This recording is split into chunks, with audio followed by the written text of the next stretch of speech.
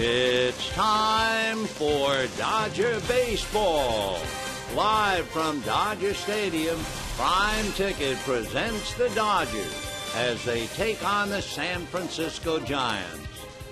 Hi, everybody, and a very pleasant Wednesday evening to you, wherever you may be. Welcome to Dodger Stadium for Game 2 of the three-game series between the Giants and the Dodgers. The Dodgers winning last night, giving Kershaw his 20th win. They'll enter the game with a 4-game winning streak. The defeat last night snapped an 8-game winning streak for San Francisco. The pitchers tonight, left-hander Dana Eveland. He has already beaten the Giants this year, and he's 3-0 lifetime against them. Meanwhile, it's Ryan Vogelsong, the big right-hander on the mound for San Francisco. He is 1-1 with the Dodgers.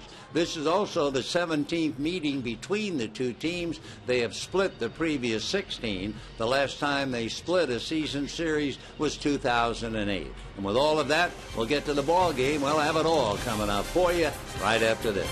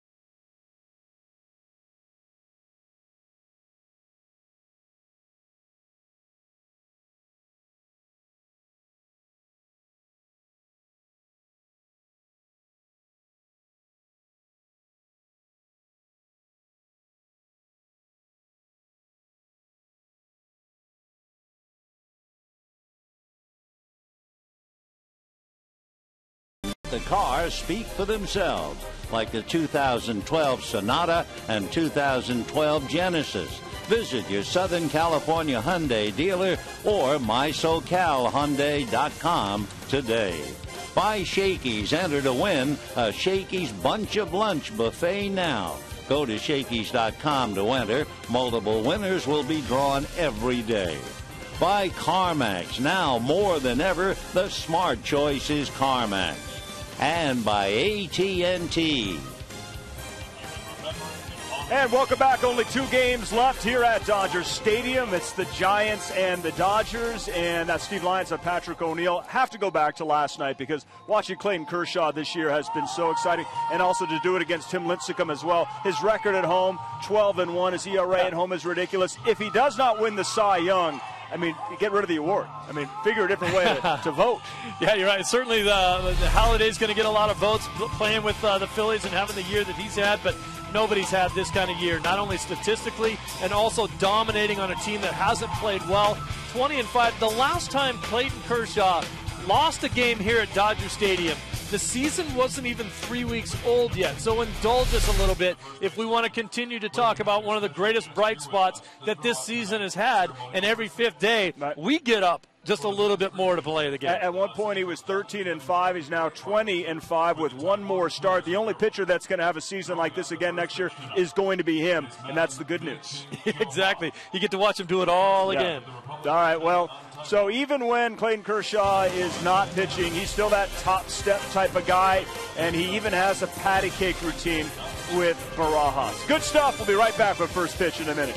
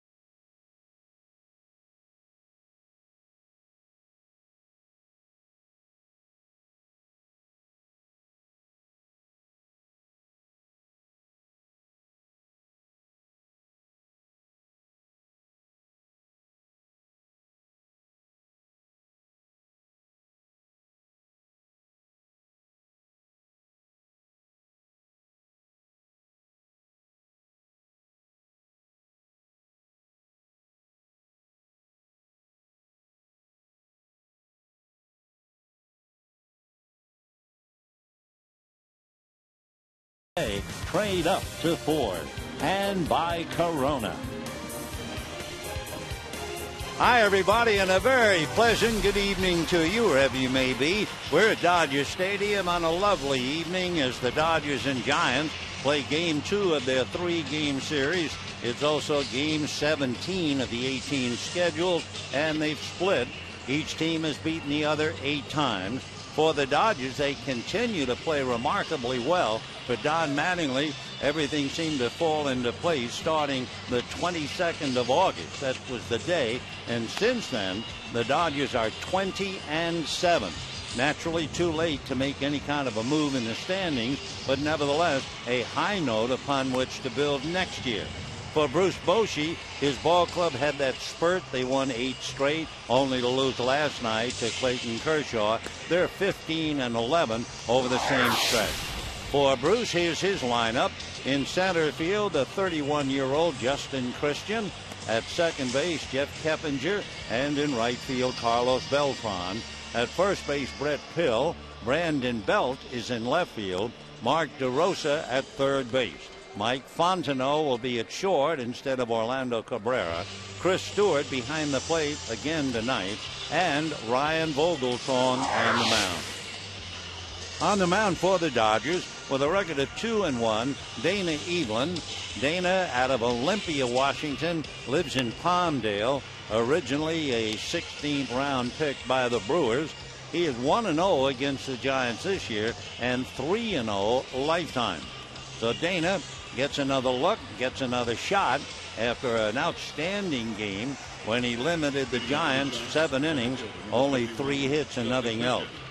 So Dana Eveland, Ryan Vogelsong, game 2 tomorrow night, the final home game of the year, and it'll be Madison Bumgarner and Hiroki Kuroda.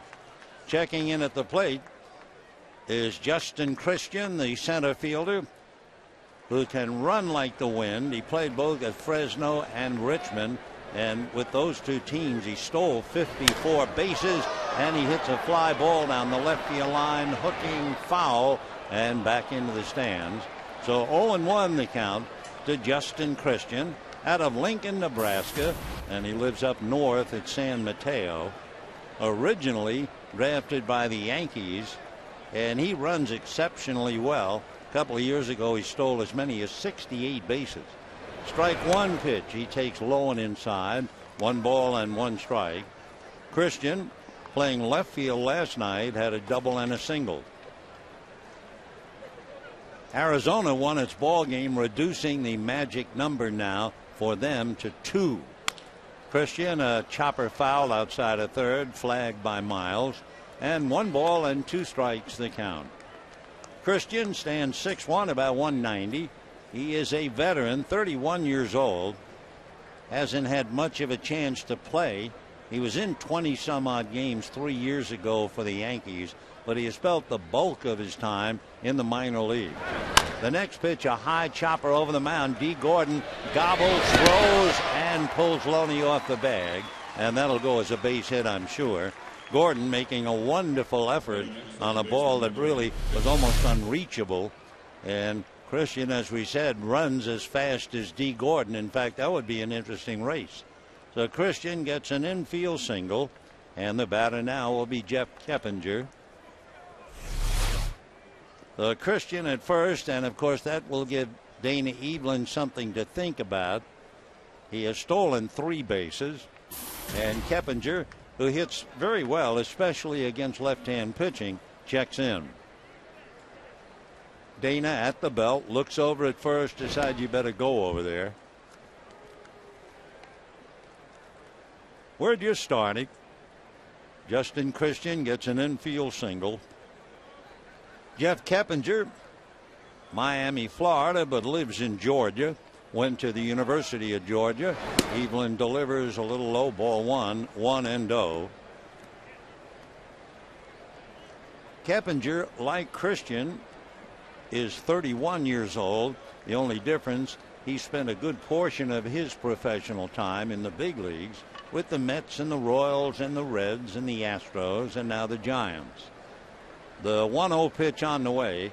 Eveland ready and deals, and it's a hard ground ball. Miles has it down to Carroll. He'll turn it to first, and just like that, the double play, which of course is a reminder of last night. With everybody on pins and needles, DeRosa was at first following the error by Javi Guerra, and with 1 out, Aubrey Huff came off the bench and hit into a double play, which is one of the lines about this Giant offense. One of the things that had really slowed them down, they hit into too many double plays. They were 4th highest, might be even higher than that.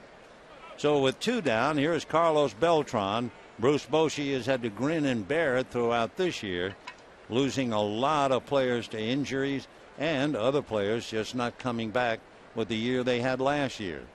The 1-0 pitch on the way. Beltran hitting right-handed and takes a strike. 1 ball, 1 strike. How good is Kenley Jansen? Well, all you had to do is be here last night when Jansen came in with 2 on and probably just blew Beltran away. In fact, Carlos never swung. The 1-1 pitch on the way is low and away. Ball 2, 2-1 to the boy from Manatee in Puerto Rico, Carlos Beltran. He actually taught himself to be a switch hitter. Though self-taught, he's quite a player. Swings, line drive, base hit down the left field line into the corner. Over to play the carom is Rivera, and Beltran steams into second base with a double. So an infield single, then the double play, followed by the double, and in many ways, I guess, that's the way the Giants have been going this year. And Beltran on this road trip is 10 for 23, hitting well over 400, and pulls one into the corner. He's also hit safely in 9 straight now, and hitting close to 500 during the streak. And here now is Brett Pill. Big first baseman, right-hand batter, bends at the knees and waist. A shot up the middle by the diving Carroll. Here comes Beltran to score, and the Giants take a 1-0 lead. The Brett Pill, a local boy, gets the pleasure of driving in a run here at Dodger Stadium. Brett, born in San Dimas, but he lives in Covina, so I'm sure he's got his own marching and chider society, and he just got it by Jamie Carroll for the base hit and the run batted in. So 1-0 in favor of the Giants, 2 out, and here is Brad Belt, and he takes the strike, and the count 0-1. Belt hitting .216. He has 8 home runs, 16 runs batted in.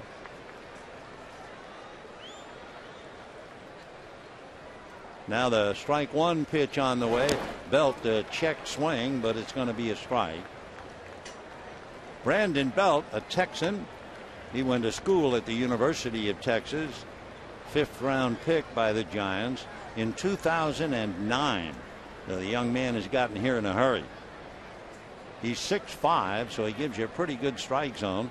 The other big boy, Hill, takes his lead at first. Strike 2 pitch on the way, very high. Ball 1. 1-2 the count.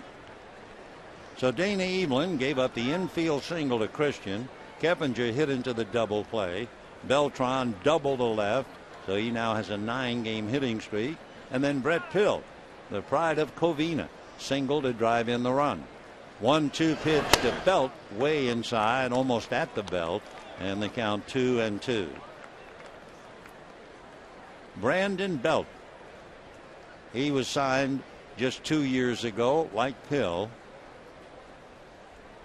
2 balls and 2 strikes to the left-hand hitter. Dane Evelyn ready, delivers and gets it low. Ball 3, 3-2. Last year, Belt had a big year. He led the minor leagues. He had .352 and a veteran on deck, and that would be Mark DeRosa. 3-2 the count to Brandon Belt. 1-0 Giants. Evelyn ready. Runner goes, and the pitch is high. Ball 4. So far in the inning, 2 singles, a double, and now a walk. Not a very impressive beginning for Dana. 1-0 in favor of the Giants. And the batter will be Mark DeRosa. A.J. Ellis out to talk for a moment to try and settle Evelyn down. So Mark DeRosa, right-hand batter, the quarterback out of the University of Pennsylvania, was hitting cleanup last night despite the fact he does not have a home run. It doesn't mean he can't hit him, but he's been out most of the year with a bad wrist. Right-hand batter, 2 on, 2 out. Evelyn delivers, gets it in there for a strike. Where you had a couple of young players in Pill and Belt, now you get the veteran DeRosa. He's 36 years old. Originally picked by the Braves, 1996. Mark waiting, strike 1 pitch, high and inside. 1 ball and 1 strike. We told the story of last night about Mark's dad wanted to be a player, couldn't make it, and Mark's father's mother, in other words Mark's grandmother, kept saying to Mark's father, "Don't worry, your son will do it for you." And sure enough, here's DeRosa in the big league. He takes high and away. Ball 2, 2-1 the count. So Evelyn off to a very rocky start here. The single by Christian, fortunately for Dana, he got the double play from Keppinger, and then Beltran double. Pill singles him home, and Belt walks, and he is 2-1 to Mark DeRosa. The left-hander set. Dana deals, swung on, and missed 2-2. Big swing. DeRosa going all the way across home plate. He swung so hard. Dana Evelyn working on these big guys. He'll be 28 in October, and he's got two big fellas out on the base paths, Pill and Belt. 2-2 the count to Mark DeRosa. Evelyn checking the run is very deliberate now to the plate, and it wrinkles just off the plate, and he's gone all the way. So now let's see if he's going to be desperate to throw a fastball 3-2. DeRosa would love that. And the runners will be going. Pill from second and Belt from first. 1-0 Giants, first inning. Evelyn checks. Dana set. Double checks. Runners go. And the breaking ball is ball 4. That was down at DeRosa's feet. So for Don Mattingly and Rick Honeycutt is a considerable letdown, at least for the moment. I mean, last night you had Clayton Kershaw going for 20, and tonight Evelyn struggling to get out of the first inning. By the way, we have a moment. You know, Kershaw is the 4th youngest pitcher in Dodger history to win 20. Only Ralph Branca, he was 21 when he did it in 47. Ramon Martinez was 22 in 1990. And then going all the way back, Ed Stein, a younger 23 than Kershaw, all the way back 1892. Kershaw, for the record, is the 3rd Dodger pitcher since 1942 to defeat the Giants for his 20th win. Sandy Koufax did it in 1963. Don Sutton did it in 1976. A big night. And, of course, Clayton will have one more shot when we're in Arizona. All right, here's the batter, Mike Fontenot, hitting left-handed, takes a strike, and the count 0-1. Fontenot without a grand slam, but he certainly has an opportunity here. Hitting .221 with 4 home runs and 16 runs batted in. So Pill, Belt, and DeRosa all out on the lines. Fontenot waiting, and the strike one pitch on the way to the shortstop. He takes off the plate, and the count runs 1 ball and 1 strike. For Dana, he is really struggling now. 25 pitches, and Mike Fontenot out of Slidell, Louisiana, went to LSU. 1-1 the count. Evelyn, another look at the runners. And the 1-1 pitch, Fontenot punches it foul off to the left. Pitch that kind of ate him up and in. He barely got around to fight it off. Fontenot is not a big man. On the contrary, in the big leagues, he would be rated small. 5'8", 170. Originally drafted by the Orioles in the first round 10 years ago. So he's got Pill, Belt, and DeRosa out there with 2 out. The 1-2 pitch coming up. Dana Evelyn delivers, slapped into left field, base hit. Over to get the ball is Rivera. 2 runs are going to score, and the runners are going to wind up at second and third. So Fontenot singles to left. That cashes in Pill and Belt. And on the throw to the plate, DeRosa goes to third, Fontenot to second. So for Dana Evelyn, somewhat of a nightmare inning. He has given up 3 runs and 4 hits before the chairs are warm. And for Mike Fontenot, who hasn't really had that much of a chance, he now has 18 runs batted in. So Evelyn working to his 8th man here in the first inning, and that would be Chris Stewart, right-hand hitting catcher, hitting .213. Stewart takes the strike, and the count 0-1. Last night, Stewart had singled in the 5th inning, and then against a weary Clayton Kershaw, homered in the 8th. So Chris, 3 home runs, 10 runs batted in. Evelyn out of a stretch, first base open, and the strike one pitch on the way, and that's grounded wide of first. Great save, and while sitting down, Loney to Evelyn, and they get the out. Oh, what a wonderful play by James Loney, or it's 5 instead of 3. And at the end of half an inning, Giants 3, Dodgers coming up.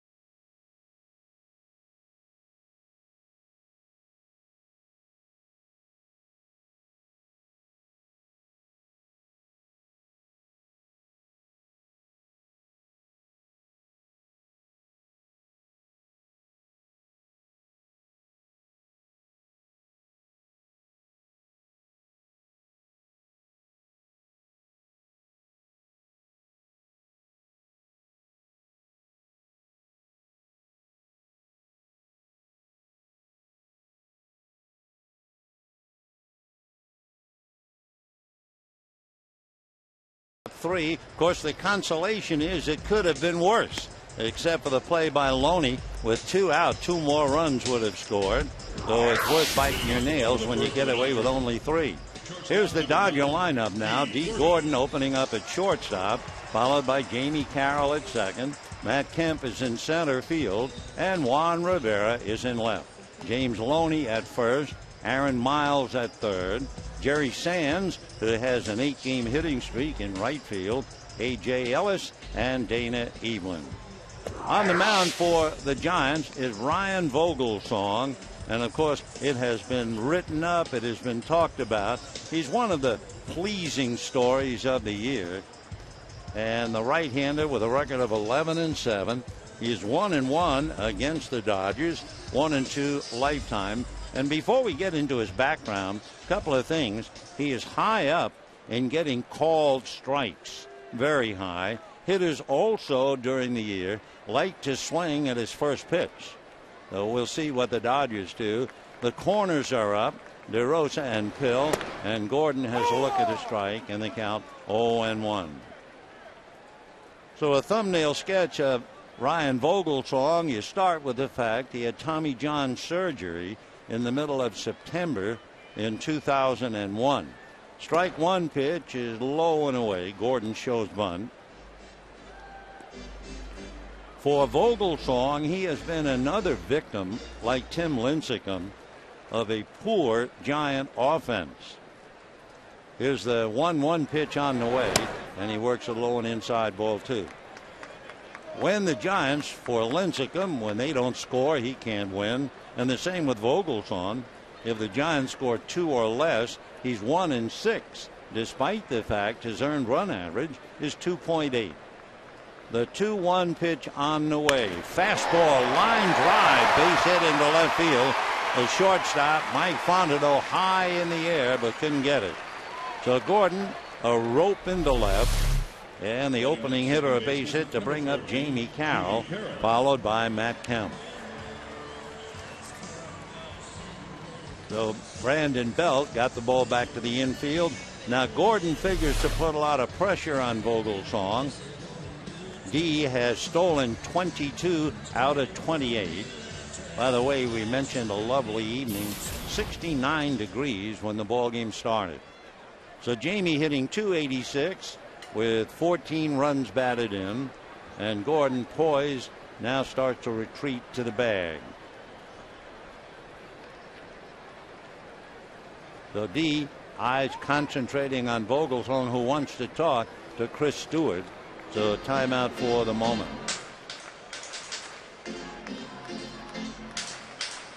Vogelsong has worked with 3 catchers. With Eli Whiteside, his earned run average is 2.4. with Buster Posey way back at the start of the year, 2.2. And with Chris Stewart, Stewart's ERA handling him is 3. Vogelsong set, ready, deals. Carroll has a look as usual at the first pitch, and it misses. Ball 1, 1-0. Jamie will look down to Tim Wallach. It's 3-0 Giants in the first inning. Gordon at first, Carroll at the plate, Matt Kemp on deck. Vogelsong 6-3, 215, set at the belt, and the 1-0. There goes Gordon. The pitch is low. The hurry throw is high, and in there with his 23rd stolen base is D. Gordon. So Gordon steals it. Pretty good hurry throw, a little bit offline, but Stewart really didn't get a good pitch to handle to try and get a base stealer. So D, as usual, electrifies. Stewart telling Vogelsong we'll go back over the signs again. And the count 2-0 to Jamie Carroll. Vogelsong set. The outfield shallow and split to right. The pitch to Jamie sliced foul off first. 2-1 the count. Belt has come up in left field. Christian is shaded over to right center, and Beltran is very shallow in right field. 2-1 the count. For Ryan Vogelsong, he went to Kutztown University, that's in Pennsylvania, and he was a walk-on. And he became a backup shortstop when he first arrived. A bunt pushed up along first base, fielded there by Pill for the out, and so what is now a sacrifice gets Gordon to third. So 1 out, a runner at third, and Matt Kemp coming up. Before the game, a pregame ceremony, and a very heartwarming ceremony. The Dodgers each year give an award, the Roy Campanella Award, in honor of their great catcher. Campanella was born in a section of Philadelphia called Nicetown, and boy did that ever apply to Campy. Well, Roy's daughter presented the Roy Campanella Award, an inspirational award, before the game to Matt Kemp. Off-speed pitch for a strike. What makes it so great is the fact this was a player's vote, nobody else. And for Matt, as he's talking to Campy's daughter, it had to be a great moment to have his name linked with one of the great Dodgers of all time. 0-1 the count to Matt, hitting .321, and a hard foul ball outside of third. Boy, if that thing ever hit Gordon coming down the line, that would not have been a pretty sight because that thing was really drilled. 0-2 the count. Matt, with that .321 batting average, has 34 home runs, 113 runs batted in. Add to that, he has scored 104, and he has stolen 40 bases and played every day. Strike 2 pitch very high. Nice play by Stewart to come up out of the crouch and handle that. Vogelsong, by the way, with a runner at third, he has 1 wild pitch. So Ryan Vogelsong against Matt Kemp. First inning, Giants jumped out in front 3-0. Tomorrow night, the final home game of the year, Madison Bumgarner, Hiroki Kuroda. Hope you'll be out here perhaps and share the night with us. 1-2 pitch is off the plate to Matt, and the count 2 balls and 2 strikes. They have hooked up against each other a few times, and for Matt Kemp, 2 for 7 in the past against Vogelsong. Loney, Miles, and Rivera have all hit very, very well against the right-hander. So 2-2 the count to Matt Kemp. Runner at third with 1 out, and Matt pulls away at a pitch of the shins. 3-2 the count, and Juan Rivera waiting on deck. If you joined us a little late, the Giants had 3 runs on 4 hits.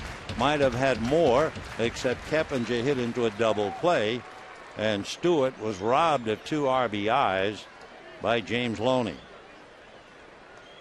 Now the 3-2 pitch. Vogelsong delivers and drops it low. Ball 4. I think Vogelsong thought he was pinched a little bit by Ryan Copa, He gave Culp a long look.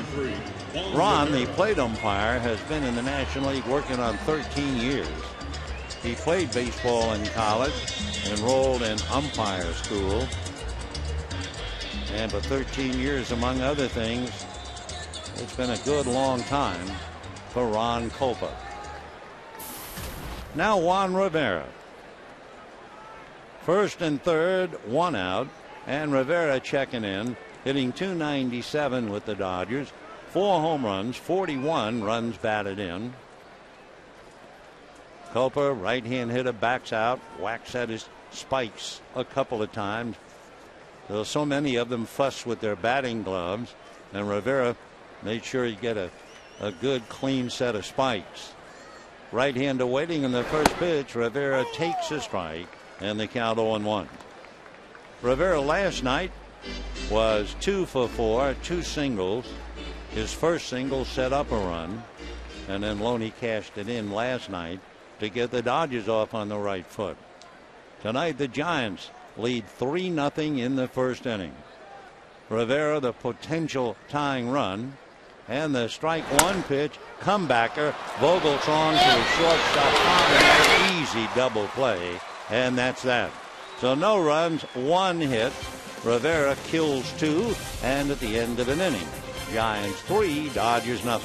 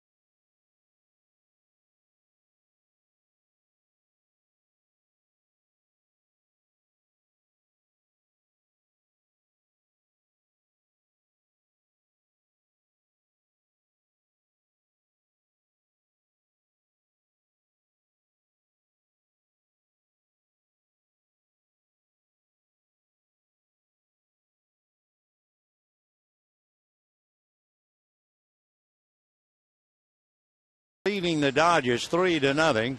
As bad as it was, Dana Eveland has to get a boost knowing that a double play and a sparkling play by Loney kept it to 3 and not 5. Dana working now on Ryan Vogelsong, and the opposing pitcher takes a strike, and the count 0-1. Vogelsong is hitting .220. He has 11 hits, including a double, and 2 runs batted in. The strike one pitch on the way, and he takes a high hook in there. No balls and 2 strikes to Ryan Vogelsong. So Dana trying to get back to his rhythm, trying not to be rattled over that first inning. And his strike 2 pitch on the way to the lanky right-hander is swung on and missed, and down he goes. Vogelsong, by the way, wearing a number that is revered in sports, and especially here. Yep, 32. The number worn with grace and charm and such overwhelming ability by Sandy Koufax. So 1 out, and the batter now, Justin Christian, who singled up the middle, just able to beat a great effort by D. Gordon, and then erased as Keppinger hit into a double play. Dana into the windup, and the pitch to Christian in there for a strike. Both leadoff men can really motor, as they say. Both Christian and Gordon. And when Gordon got aboard, he stole second. Christian didn't have a chance, and Keppinger hit into the double play. Strike one pitch in the dirt, and a 1-ball, 1-strike count. Dodgers bring up Loney, whose uniform is already dirty, testimony to that diving stop of the ball hit by Stewart, and that saved 2 runs. 1 ball and 1 strike the count. Into the windup goes Eveland over the top, and a good fastball for a strike at 88. 1-2 the count. Dana is 6'1" and about 245, so you know he has to watch his diet. The 1-2 pitch curveball fouled off. Big overhand jug at 76, and the count remains 1-2. Dana Eveland given yet another chance to impress, working now on Julian Christian, and a 1-ball, 2-strike count. Dana looks into Ellis, shuffling cards behind the plate, and the 1-2 pitch on the way, just off the plate. 2-2 the count. Eveland has a tattoo that stretches from one shoulder all the way across to the other, a colorful rendering of an angel on one side and the devil on the other. Here's the 2-2 pitch on the way, low, ball 3. It's a yin-yang type representation of Eveland's ability to keep his emotions in check. Certainly a character trait that comes in handy when you're on the mound. And he kept his emotions in check during that tough first inning. 3-2 pitch on the way, and it's pulled. A one-hopper that almost cuts Miles in half, and safely aboard at first is Christian. Last night there was a ball hit by the Giants that almost carried Miles away. It was hit so hard. And now this one is ruled an error, but boy, was that hit hard. So Miles stung by that. And the batter now, Jeff Keppinger. It was Andres Torres last night who almost knocked him into left field. So a couple of very hard hit balls to third in this series. And here's Keppinger, who hit into the double play in the first inning. Dana throws to first. Christian, who runs like Gordon. So they're really going to have to watch him. 3-0 Giants, top of the second inning.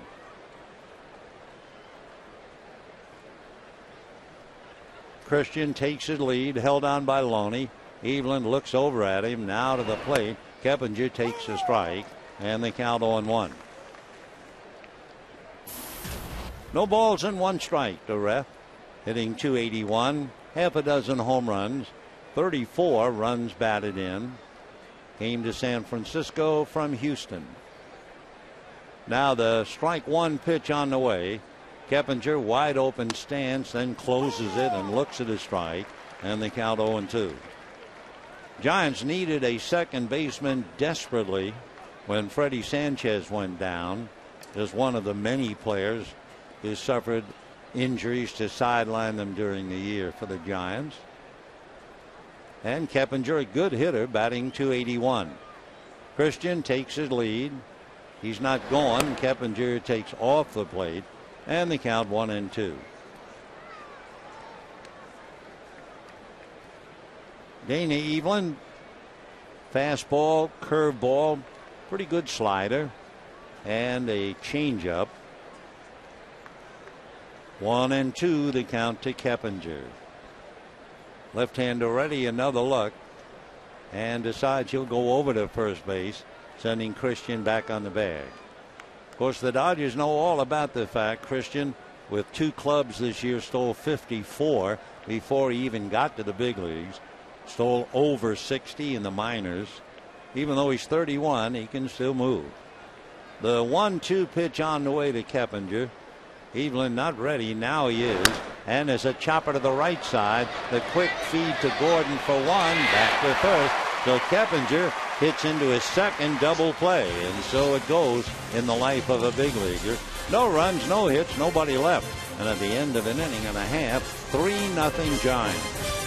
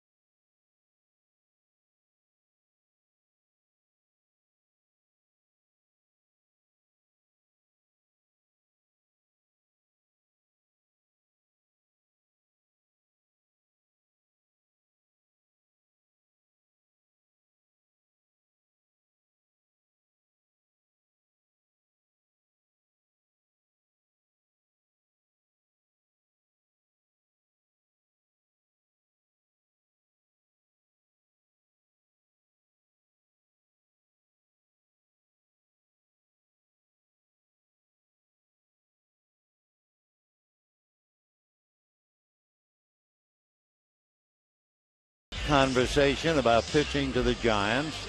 And we go to the bottom of the second with the Giants leading 3-0. Dodgers will have James Loney, Aaron Miles, and Jerry Sands. 1 point to keep in mind about Ryan Vogelsong.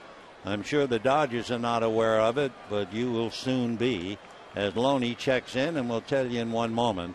Ryan turns ready, and the pitch to Loney way outside, ball one. If the Giants get him 3 runs, and they've already done that, his record this year, 10 wins and no losses. Here's the 1-0 pitch on the right to Loney, in for a strike. James hitting .285, 11 home runs, 62 runs batted in, hitting .379 on this homestand. He was 2 for 4 last night with a long double. The 1-1 pitch on the way to Loney, and that's off the plate and high, ball 2. Loney coming off a 5-hit game on Sunday. James waiting, 2 balls, 1 strike. Loney has a look, pays a strike. You know, last night, for the first time in modern Major League history, we're talking about 1900, 2 rookies both went 5 for 5 on the same day. Mike Karp of Seattle, Eric Hosmer of Kansas City, both first basemen went 5 for 5 in their games last night.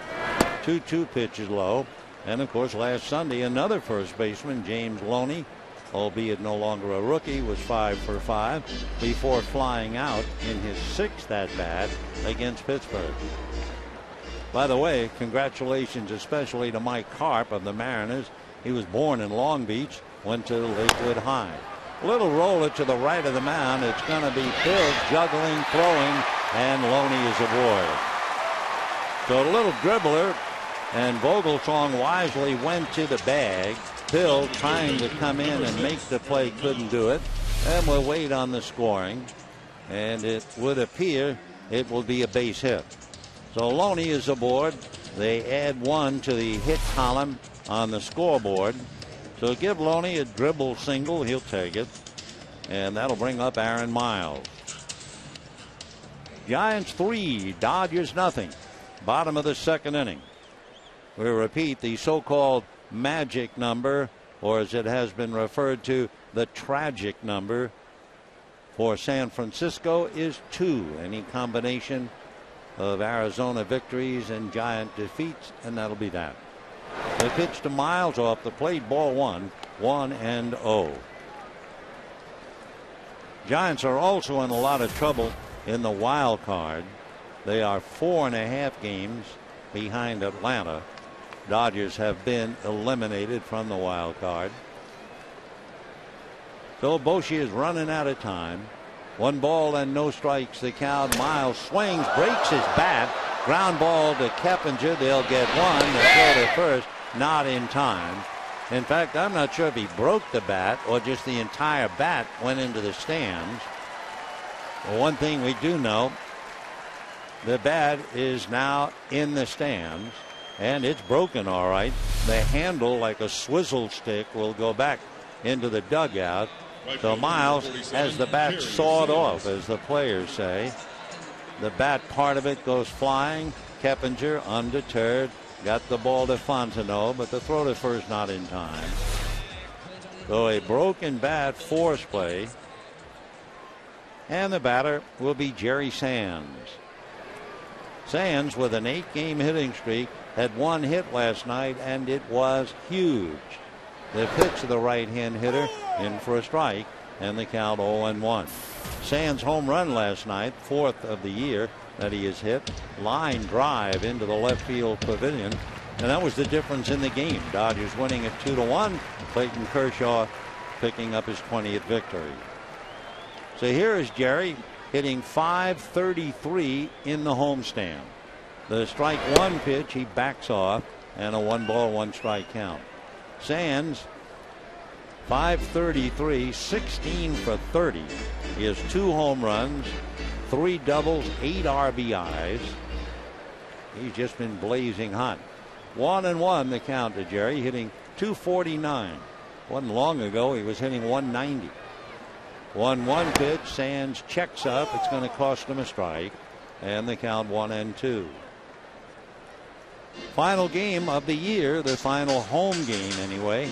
That'll be Madison Bumgarner and Hiroki Kuroda tomorrow night. And of course, tomorrow night the big question is, will it be sayonara for Kuroda? Sands waiting. A look over at Miles. Vogelsong to the plate, missing inside. And the count 2-2 strikes.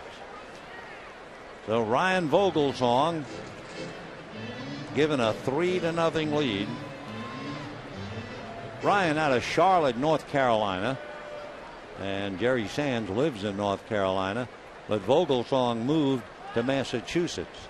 2-2 pitch, swung on, and a drive into right center. Going back to haul it in is Christian, and he gets it back into the infield. So Sands a long out to center, Miles holding.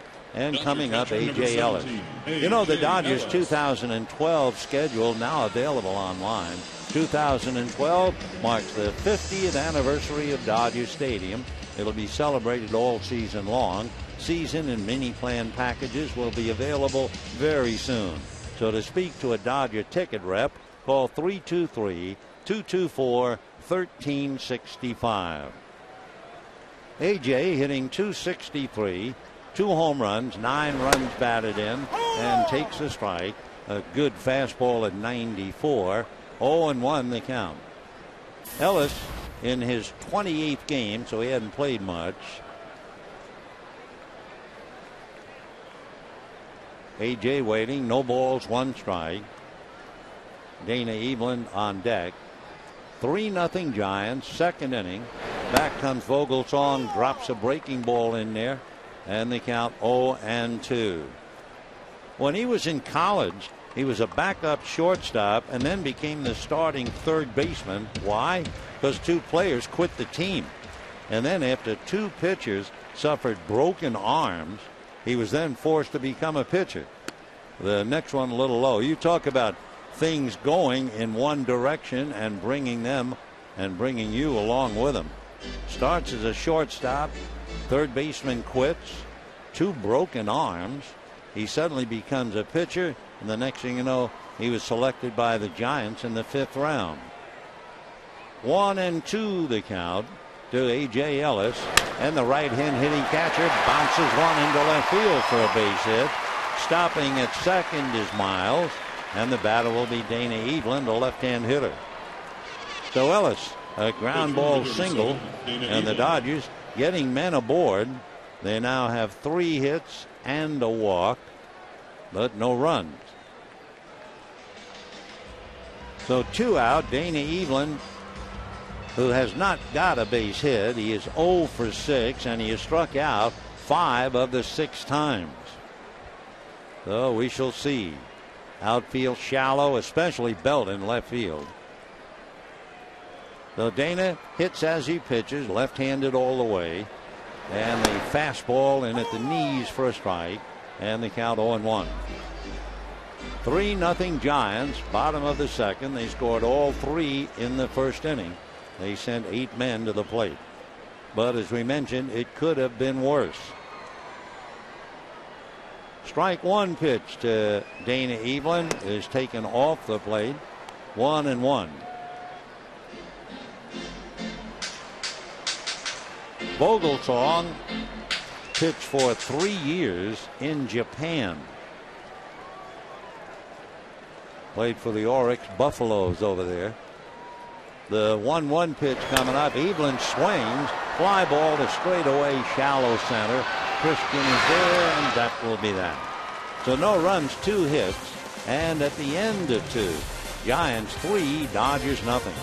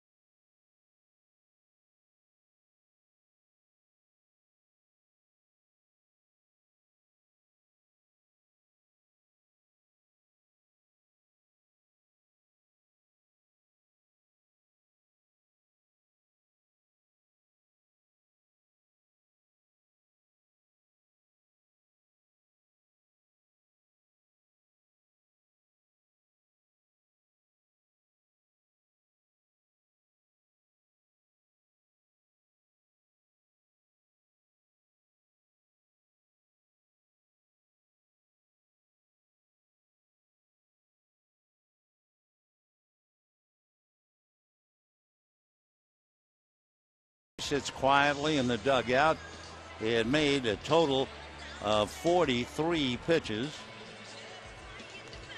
for the left-hander Danny Evelyn. As we go to the third inning, Evelyn will be facing Beltran, Pill, and Belt. Both pitchers struggling a little bit. And, of course, for Danny Evelyn, the struggle almost chased him in the first inning. He got Keppinger to hit into a double play. And then the other big play, Chris Stewart, the catcher, hit a ground ball. And Loney made a great smothering stop and got the ball to Evelyn. Otherwise, 2 more runs come in, and it would have been 5-0. So 3-0 Giants. Beltran doubles sharply into the left field corner. So the outstanding right fielder for San Francisco checks in. Switch hitter batting .304. And the first pitch in for a strike, and the count 0-1. Beltran is a 5-tool player without a doubt, and as we mentioned, he taught himself to switch hit after his first year of pro ball in the States. He takes a breaking ball strike, and the count 0-2. What he did, he sought advice from Yankee center fielder Bernie Williams, a fellow Puerto Rican, and Bernie told Carlos to hit often off a batting tee and work on an inside-out swing. Strike 2, breaking ball hits him on the foot. And so Beltran hit by the pitch, and he will go to first base. Luckily, he wears a shin guard, but I think that thing might have even gotten him on the foot itself. Take another look. Big curveball, and it hits the back foot. So the shin guard didn't help him at all. So Beltran hit by the pitch, and the batter will be Brett Pill. On that foul ball that got part of the instep, wearing a shin guard, the best laid plans of mice and men, and Giant right fielder. 3 runs, 4 hits for the Giants. Beltran over there at first, held on by Loney. Beltran at one time ran wild on the bases. He has stolen 4 this year. The Beltran of old is another story. The Beltran of old in the minors stole 46 and then did the same thing with Kansas City in the big leagues. The first pitch now to Brett Pill misses, ball 1.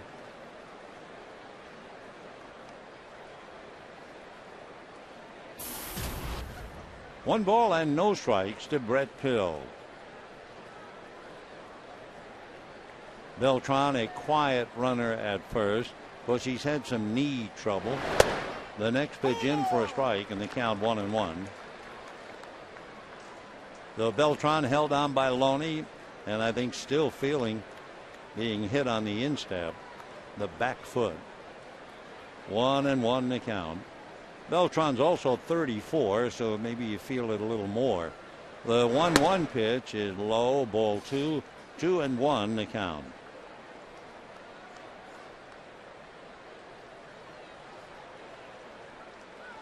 So Brett Pill with Brandon Belt behind him. Pill singled in the first inning. Out of his stretch goes Evelyn, looks over at Beltran, and the 2-1 fastball fouled off, and the count 2-2. Brett Pill doing well, batting .308. 2 home runs, 7 runs batted in.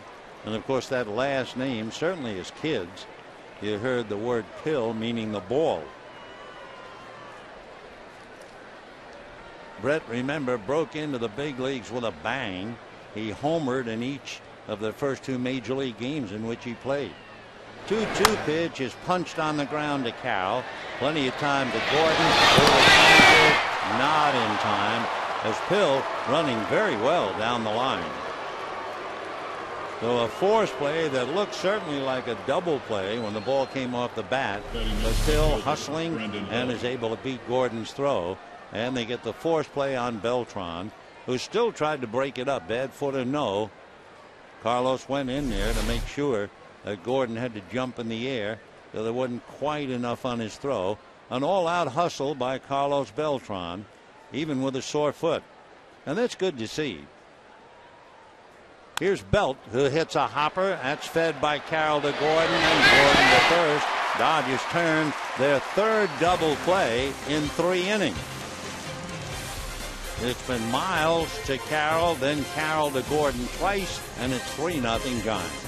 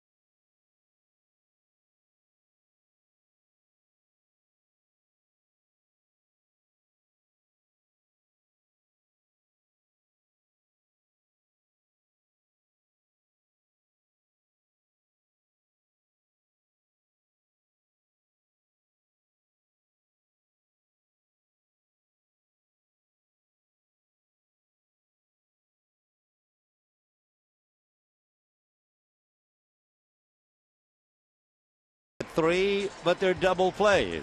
And we go to the bottom of the third. It'll be the top of the order. Gordon, Carroll, and Kemp. Gordon singled to left field in the first inning, stole second, and got as far as third. He has certainly come off the DL as a different player. 234 before going on, and a very solid player ever since. Takes a strike, and the count 0-1. D. Gordon is hitting .295, would you believe? Ryan Vogelsong, both feet on the rubber. DeRosa's on the grass.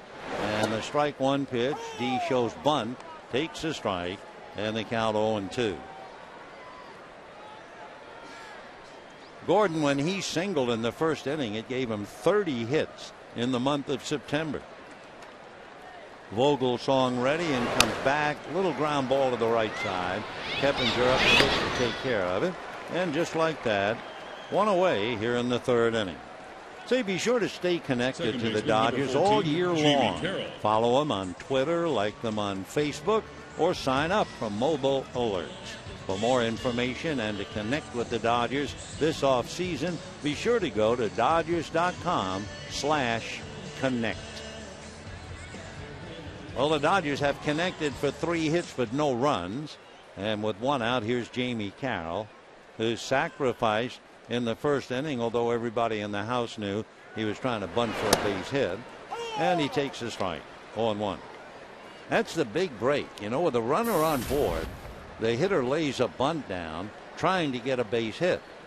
Even though he's thrown out, if he advances the runner, it's ruled sacrifice. Strike one pitch is in there. I have always wondered why in the world that long fly ball to center field is considered a sacrifice if a runner advances a base. The bunt you can understand. 0-2 to Jamie. Vogelsong, both feet on the rubber, looks down to Chris Stewart to get the sign. Outfield split. Big gap in left center with Christian shading towards right center. Beltran is up shallow and right. 0-2 to Jamie Carroll.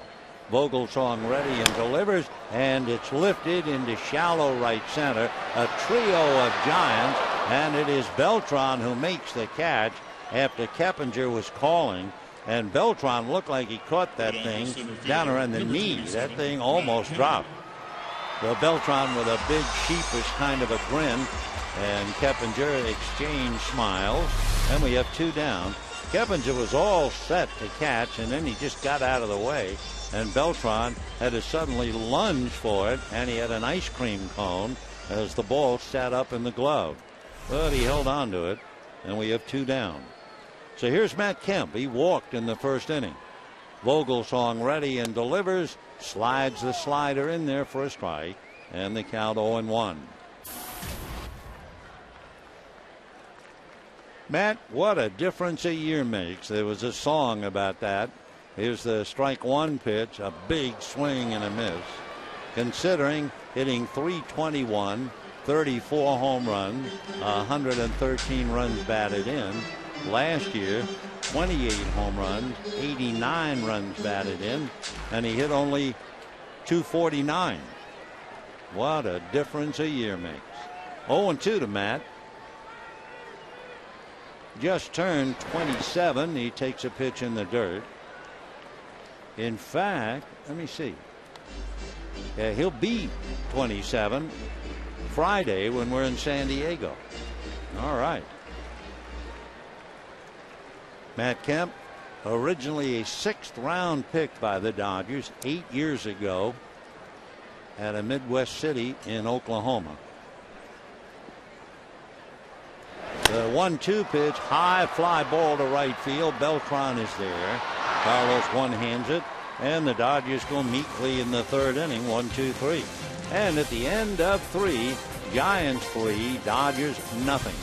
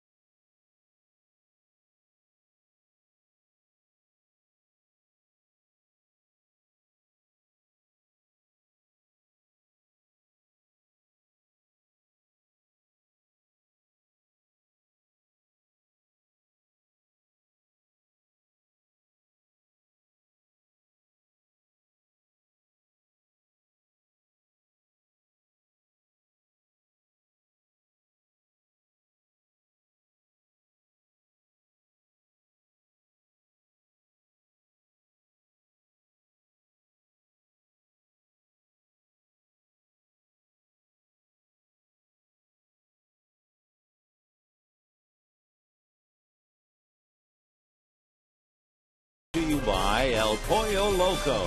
Now for only $5, get one of 5 tasty combos. They're the combos other combos wish they could be. Catch them before they're gone. By your Southern California Toyota dealers. And by Time Warner Cable. 4th inning, Giants leading 3-0. They got them all in the 1st inning. And Mark DeRosa will lead it off. That's a strike. Giants have hit into 3 double plays in 3 innings.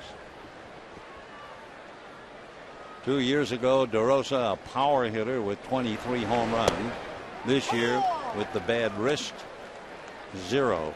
In fact, in last night's lineup, adding them all up, Matt Kemp has 34 home runs, and the entire Giant lineup last night had 33. Ground ball to the hole by the diving Carroll. So DeRosa gets a base hit. That'll bring up Mike Fontenot. So DeRosa a walk and a single. Evelyn is not fooling anybody except Vogelsong. He struck him out. But everybody else making contact. But the 3 double plays have certainly helped him as he shakes his head and heaves a big sigh. Fontenot slapped a single to left in the 1st inning to drive in 2 runs. Little ground ball. Carroll is the one. Bare hands and gets him. Nice play by Jamie. And down to second base goes DeRosa. Now batting catcher number 37. Jamie couldn't glove it, so he just barehanded the ball and in one motion got his man. And a nice pick at the end of it by Loney. So one away. Chris Stewart coming up.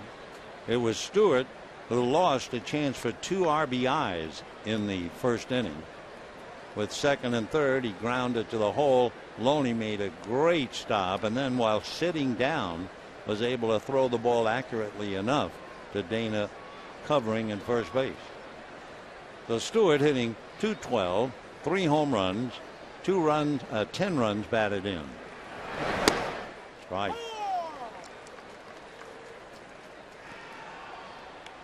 Stewart checking with Tim Flannery. See if there might be a play in the works. Chris from Moreno Valley. He was born in Fontana, went to Riverside Community College. In the dirt. Chris was originally signed by the White Sox. Then in a deal, the Rangers acquired Stewart.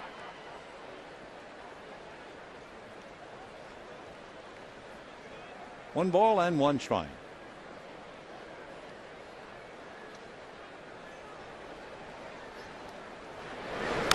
Foul back 1-2.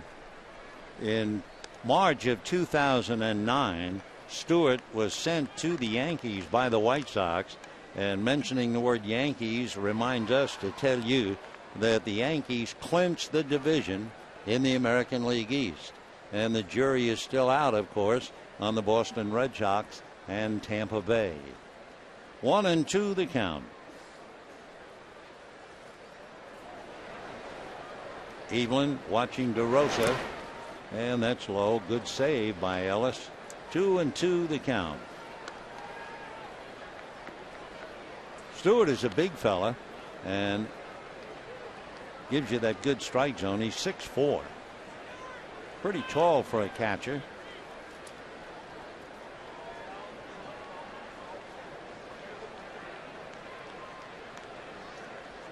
Two and two.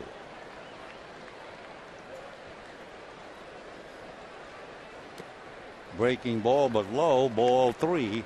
3-2. Dana Evelyn has given up 3 runs, 5 hits. He has walked 2. He has hit a batter, but because of the 3 double plays turned by the Dodger infield, Dana's still very much in the game. DeRosa at second, 1 out, 3-2 to Stewart. And he walked him.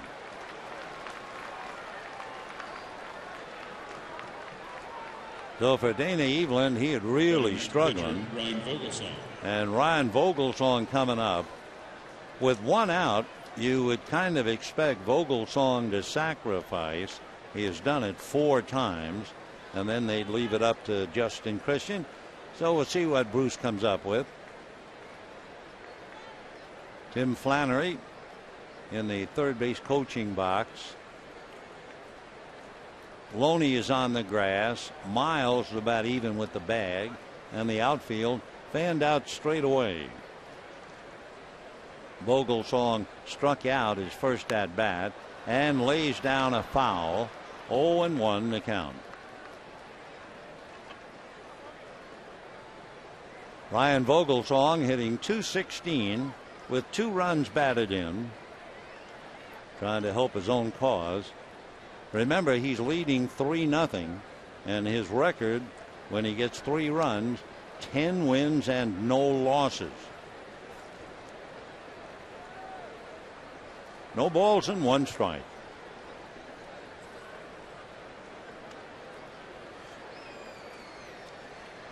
Showing bunt. Got it down. Evelyn has to throw to first. So the sacrifice works. Giants have runners at second and third. And the batter will be Justin Christian, who was singled and reached on an error. Batting next, number 51. So Vogelsong does his job. He has now sacrificed 5 times. Christian batting .214, 1 run batted in. Christian battled for a look. We told you he's been in the minor leagues except for a so-called cup of coffee with the Yankees. Just an outfielder, he was an infielder until he turned pro. And a line drive foul. Boy, he ripped that thing. 0-1.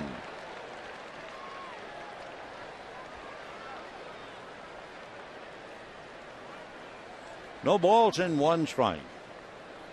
The Yankees signed Christian out of the Frontier League.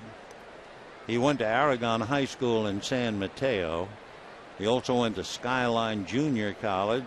Then he went to Auburn and finally Southeast Missouri State. That's quite a college career. He was undrafted after his junior year, so that's when he went into independent baseball. He played with the River City Rascals. I love that. That's music, man, country. River City. 1 ball and 1 strike. And a drive into the gap in left center. There's nobody there. That goes to the wall. 2 runs will score on a long double by the man from the River City Rascals. And it's 5-0 San Francisco. So Danny Evelyn, a high breaking ball, and Christian comes up with his second hit, picks up 2 RBIs, scoring DeRosa and Stewart without a doubt.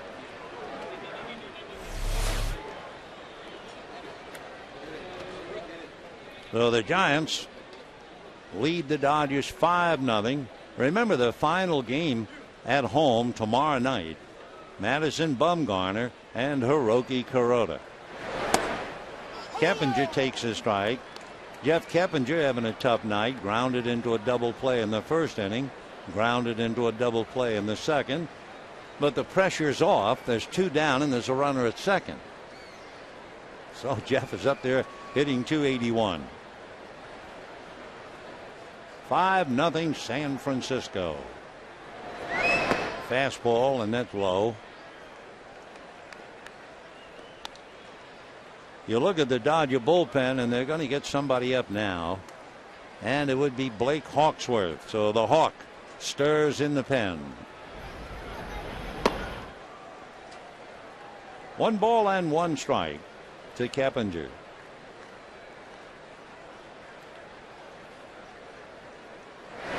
Fastball, hard ground ball, but to Jamie Carroll. And that's the final out. But add 2. 5 runs, 6 hits for the Giants. No runs, 3 hits for the Dodgers. And we're heading to the bottom of the 4th.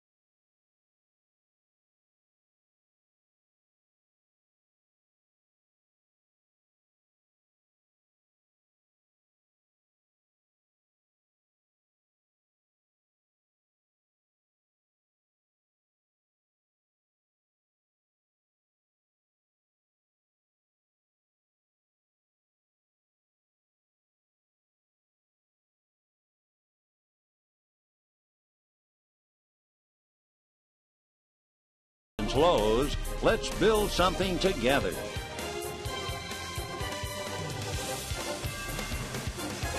Bottom of the fourth inning, and the Giants leading the Dodgers handily, 5-0. Danny Evelyn, by the way, has made 70 pitches in 4 innings, and he's really had a problem, except 3 double plays turned behind him. So disappointed Evelyn in the dugout, and the Dodgers now will have Juan Rivera, James Loney, and Aaron Miles. Rivera hit into a double play, so we've had 4 double plays, and we're just going to the bottom of the fourth. Juan batting .295, 4 home runs, 41 runs batted in. Last 3 games red hot, and 24 RBIs in the last 23. That's very good. Ball 1.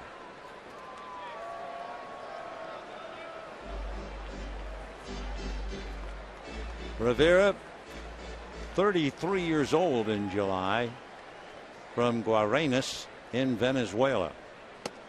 By the way, you might have noticed there was a note about Manny Ramirez. He'd already been in a marital problem in Florida, and the word was that he was going to go and play in the Dominican Republic. He was. That's ball 2. An MLB official confirmed that since Ramirez has unresolved major drug problem violations, and the Dominican Winter League is affiliated with MLB, they consider him ineligible to play in the league. Pop fly. Keppinger is there waiting, makes the catch. So under the heading of the best laid plans of mice and men, add the name Manny Ramirez. James Loney coming up. Loney dribbled the ball to the right of the mound. Vogelsong didn't try to get the ball, went racing to cover the bag, but Hill unable to pick it up, and James given a base hit. 11 for 16 in his last 5 games, including that 5 for 5 game. Strike. The Pirates, we mentioned it when Pittsburgh was here. Pirates beat the Cubs 22-0. That's about the most one-sided game, but probably as good a day as a Major League ball player ever had was in that game. Does the name Rennie Stennett mean anything to you? Well, Rennie Stennett, if I remember, had 7 hits in that game. Oh, that's a week's worth. 0-2 to James. Ball 1. 5 runs, 6 hits for the Giants. No runs, 3 hits for the Dodgers in the 4th. Dodgers, since August 22nd, had 20 wins and only 7 losses. Whoops, at the knuckles. 2-2.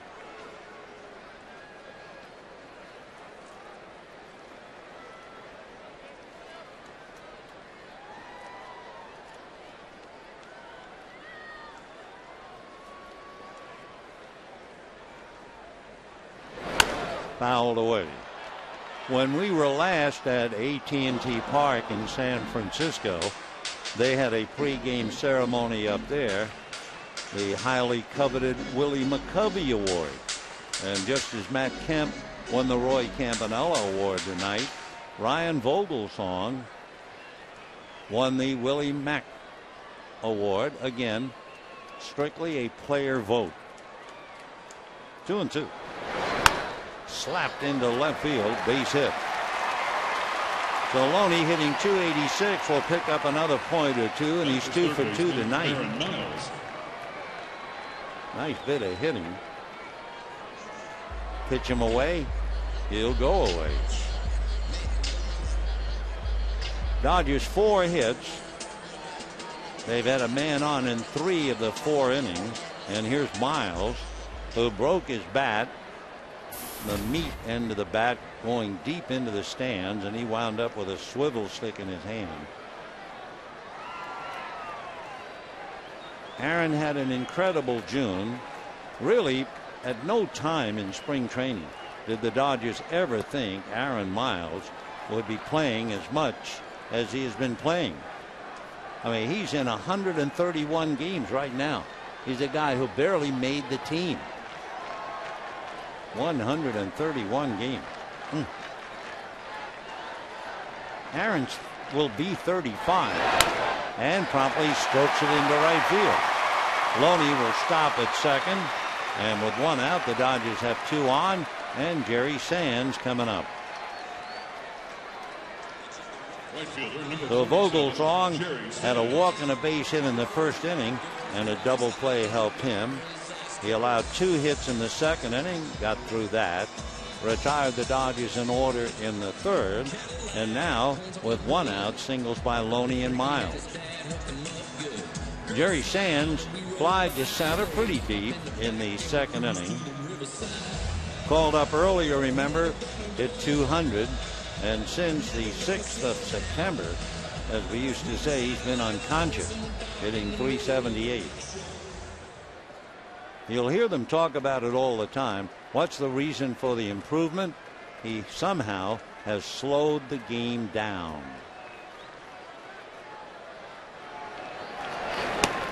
Right. 0-1.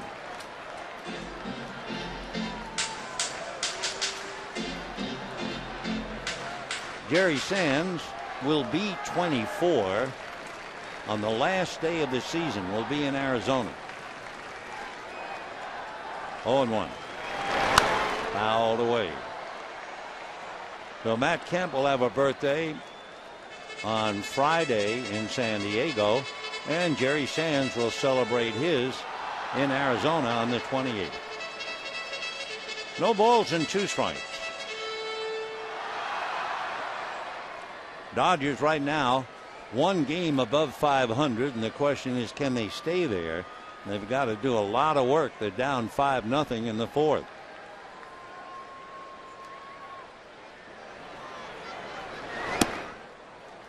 Going into the series, the Giants and Dodgers had played each other 20 times of late.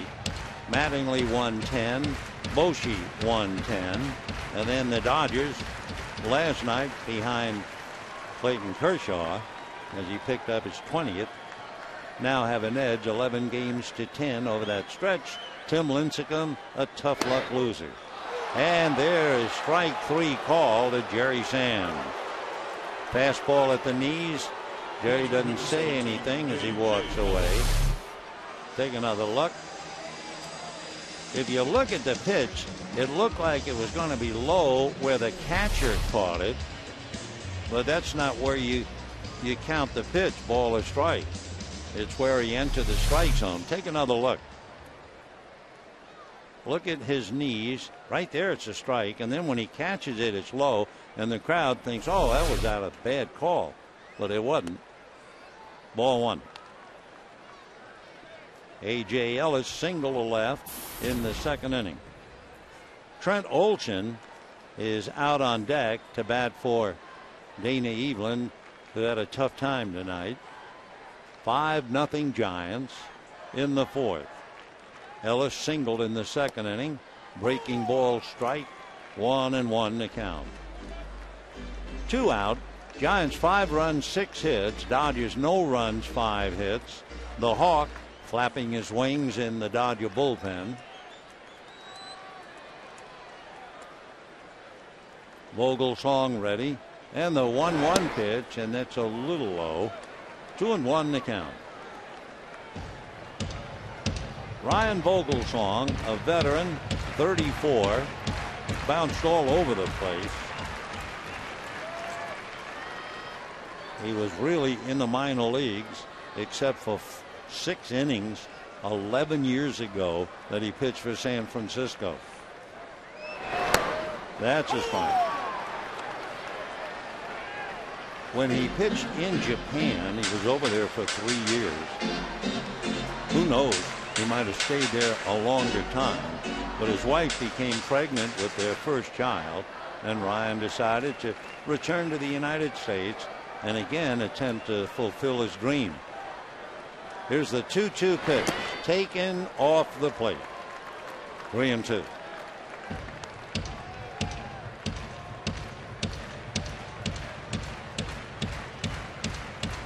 So with a full count and 2 down, the Dodgers will be on the move. Loney from second and Miles from first.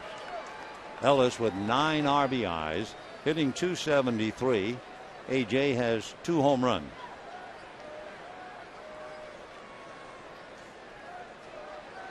There they go. And a good breaking ball that dropped in. It looked like it was going to be high, and it just dropped in and hello and goodbye at the same time. Take a look. Up there, and then whammo, late break. And it's still 5-0 Giants.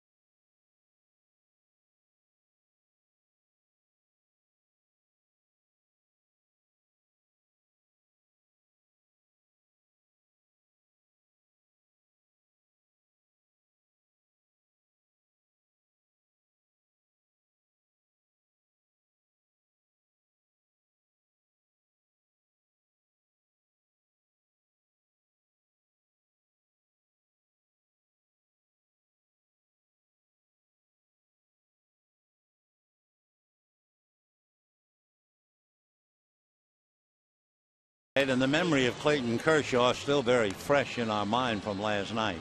Clayton is the 6th LA Dodger left-hander to win 20 games in a season. Who are the others? Well, there's one.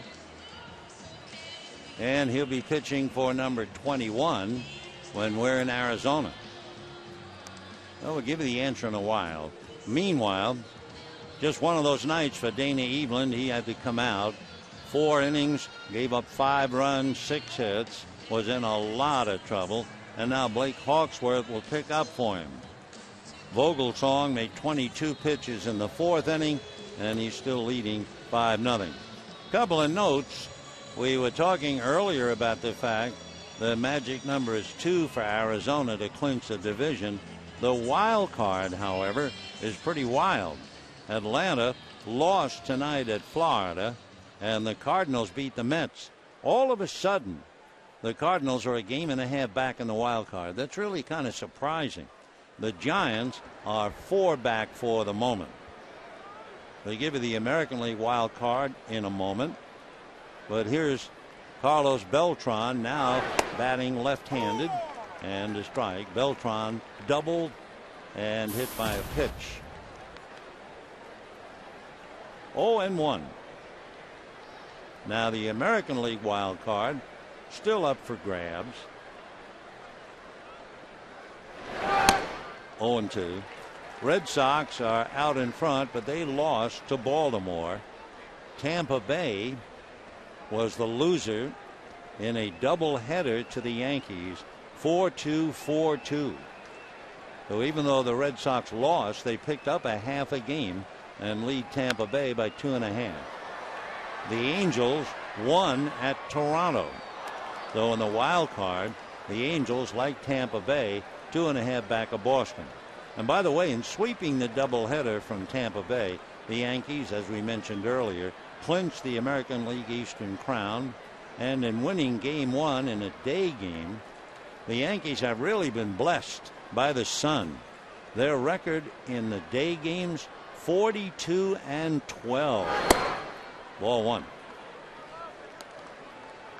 42-12.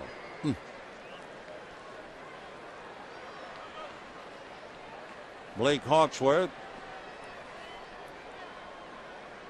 working on Beltran, then Pill and Belt.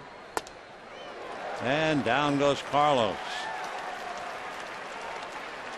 So Beltran strikes out, 1 away. Remember, we mentioned that he's self-taught as a switch hitter. Well, hitting left-handed, came into this game hitting .309. So he has taught himself well. 1 out. Giants have to make a big decision about Beltran. He's doing very well now, but he's 34. That's a fly ball. Rivera was deep, and Gordon goes out, can't make the catch in left field. I don't mean shallow left field. He's in left field. So Rivera watching young Gordon stray way out in the pasture on a ball that should have been caught. Tried to make the catch and it went off his glove. Rivera would have made the play, I believe, and a lot easier, but what are you going to do when you have a kid who really wants to play? Hit him in the glove. It'll go as a base hit for Pill. So Brett is 2 for 3. Rivera, no doubt, a little frustrated. And Brandon Belt, who has walked and hit into a double play, fouls it away.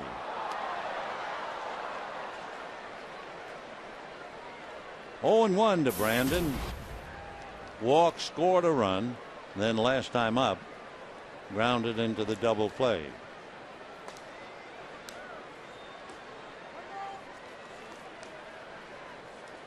Oh, 0-1. Belt has only 3 hits in 16 at bats on the road trip, and all 3 hits are home runs. Fouled away. He has homered in 3 consecutive games. He did not play last night. It's not like he's been hitting a lot, batting only .215. But they're taking a good long look at him. Last home run was against Esmil Rogers in Colorado. Ball 1. Colorado has just stopped playing. They were nailed again by the Padres. Colorado has lost 6 in a row. They've lost 7 of their last 10. And the Rockies, who started out to be chasing Arizona, are 18.5 games back. 1-2. Check. 2-2. And although I'm not sure now, but in several of those Colorado games, they played without Troy Tulowitzki, without Carlos Gonzalez, and without the veteran Todd Helton. 2-2 to Brandon Belt.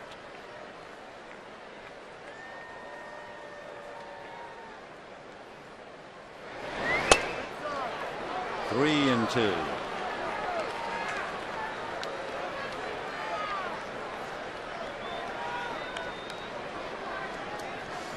The Hawk hitting 94 on the gun with that fastball.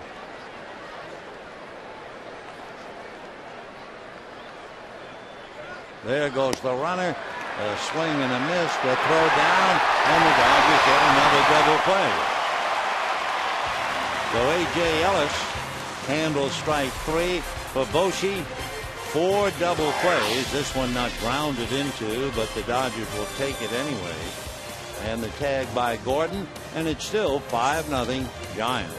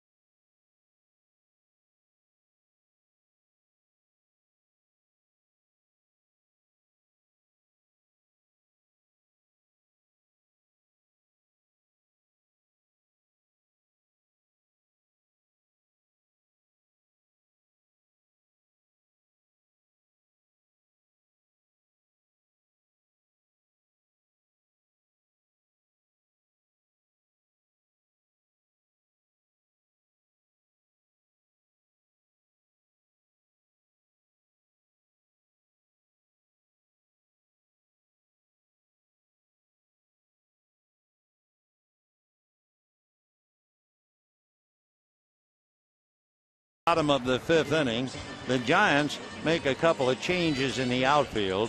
Andres Torres is now in center field, and Justin Christian moves to right. For Carlos Beltran, he had doubled, then he hit one on the foot, then he struck out, and Bruce Bochy lifts him from the game. Meanwhile, here is Eugenio Velez, 0 for 33. Ball 1. Craig Counsell, we mentioned, went 0 for 45. Dodgers had a catcher back in Brooklyn, the turn of the century, who went 0 for 46. Luis Aparicio went 0 for 44. Velez, former Giant, almost fell down. Boy, you talk about a windmill swing. How badly does he want to hit? Take a look. Whoa.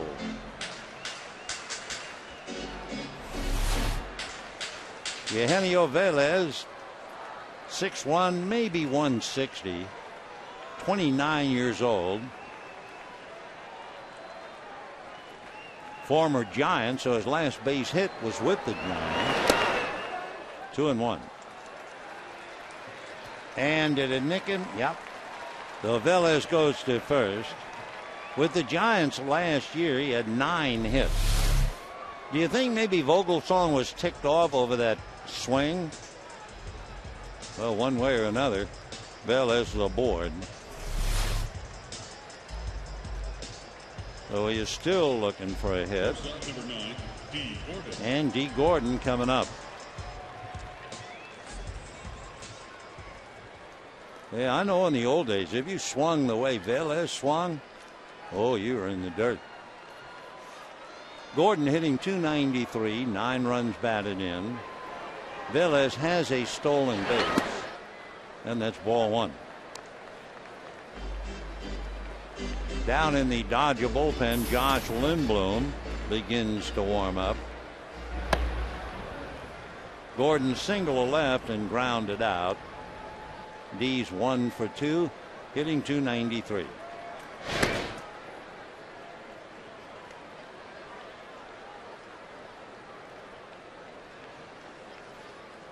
Well, when the Giants got him 3 in the first inning, we told you when they score 3, he's 10-0.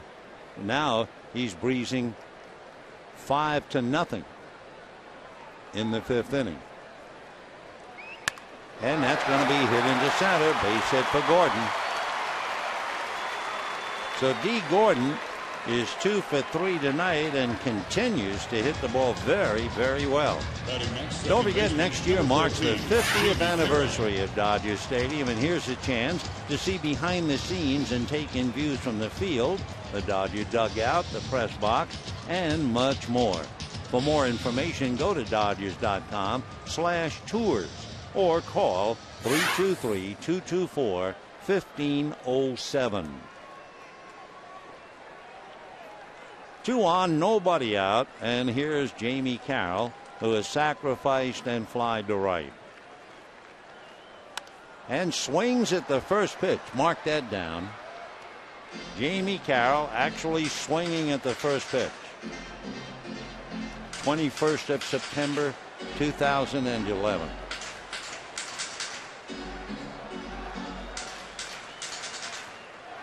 Jamie hitting .286 with 14 runs batted in. Matt Kemp on deck. Off speed, drops that change in there. 0-2 the count. Ryan Vogelsong had Tommy John surgery back in 2001. So he's had so many problems, and he is stuck with it. And one reason why he won the Willie Mack Inspirational Award. 0-2. Fastball up and in.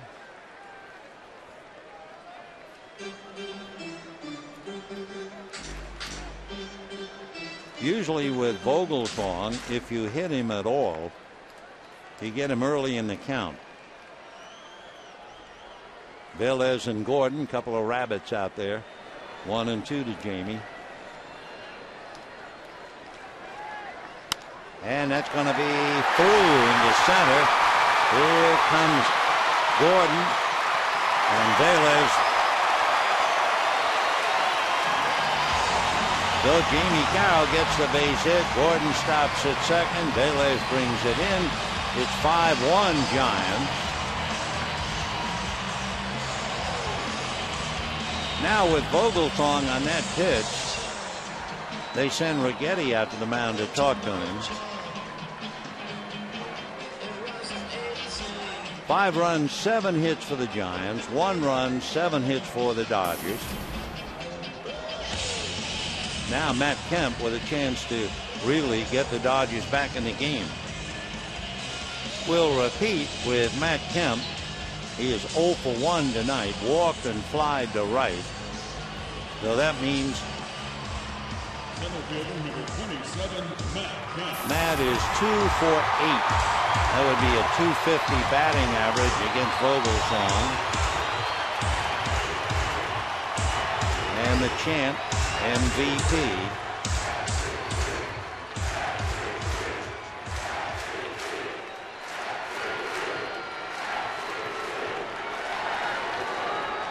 Matt trying to tune out and concentrate. Now, of course, with D. Gordon at third and DeRosa playing back with Matt Kemp, the door is open a bit. Although the Dodgers down by 4, perhaps Gordon might not try. But what he's doing, he's making Keppinger hold him on. It's ball 1. So by moving Keppinger close to second base, it opens up a hole a little bit on the right side. The defense against that, Brett Pill, is pretty far over off the line, the first baseman. 1 ball and no strikes. And a strike inside corner. 1 ball and 1 strike. So in the inning, Velez hit by a pitch. Gordon single to center. Carroll singles to drive in a run. And here's Matt Kemp with Juan Rivera on deck.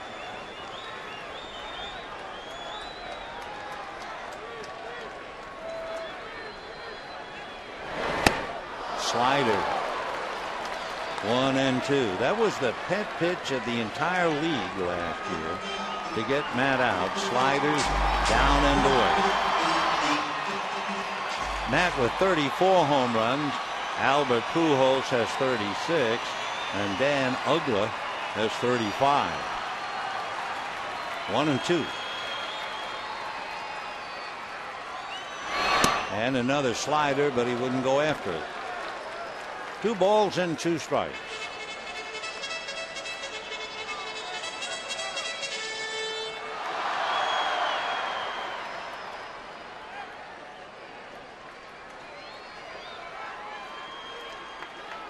Two and 2.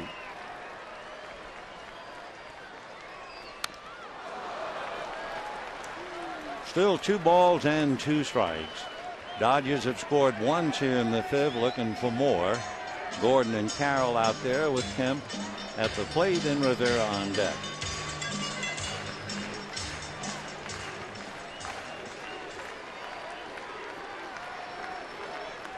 Ryan Vogelsong has now made 82 pitches.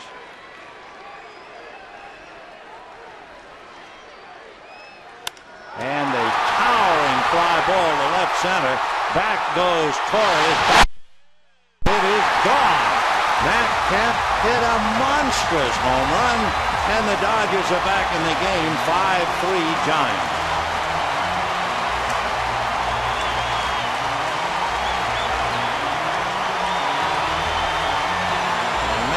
Coming to step on home plate, and it's 5-4 San Francisco on that 3-run blast by Matt Kemp. What a year. What a player. So look at his numbers now. 35 home runs, 116 runs batted in. He has personally scored 105 runs and throw in 40 stolen bases. Remarkable. So 5-4 Giants. Matt, the 10th player ever with those numbers. Wow. Inspirational, I should say. Rivera's a ground ball. And he'll be nailed. That's the first out. So in the inning, it all started when Velez swung like a loose propeller, spun across home plate, lost his balance. I'm not sure whether Vogelsong was annoyed over such a swing, but he then proceeded to hit Velez. Then Gordon singled. Then Carroll singled for a run. And then Kemp hits a 3-run home run. And it's 5-4 Giants. James Loney is 2 for 2.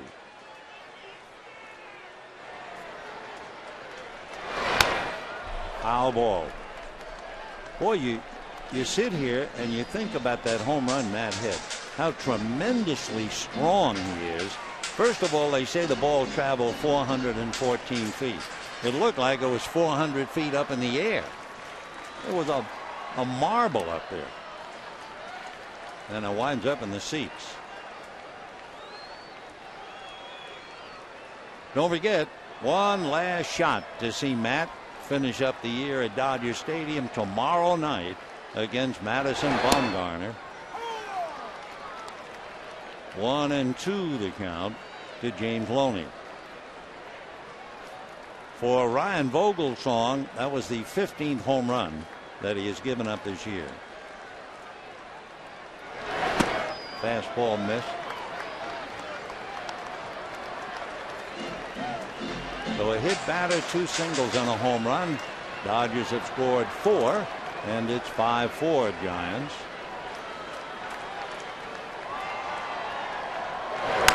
Fouled away. Down in the Giant bullpen, Guillermo Mota begins to warm up. The story on Ryan Vogelsong is that he falters later in the game. Might be a little earlier tonight in the 5th inning after a long season. 2-2. Fouled away. He's now made 90 pitches. They have it so calculated, after 101 pitches, the league is hitting .406 against him. So he's now made 91. 2-2.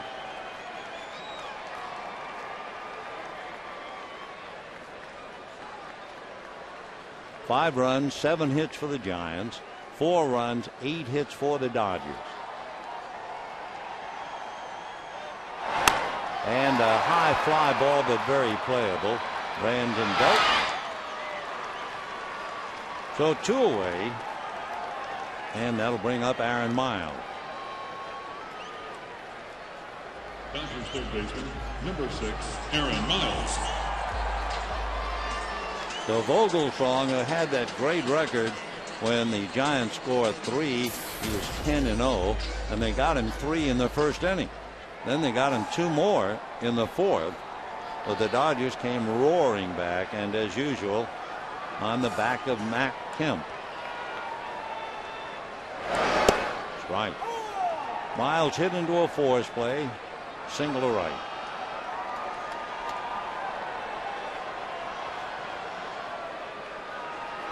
Oh, and 1.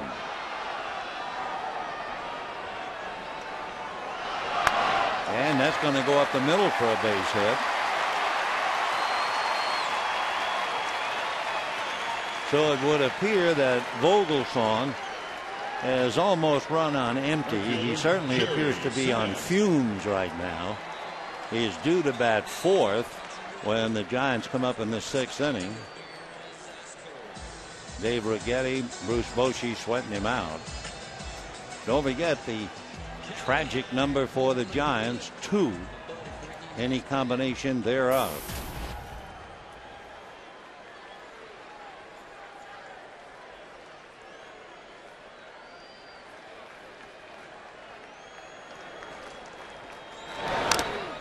Oh, and 1. Jerry Sands flied to center, struck out. He has a little 8-game hitting streak. Taking a look at Tim Wallach.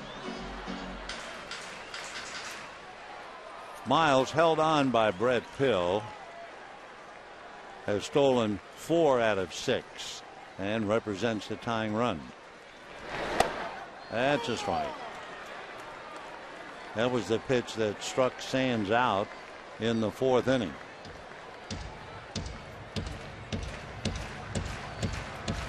Vogelsorn has now made 96 pitches, so he's 5 away from that cutout number of 101.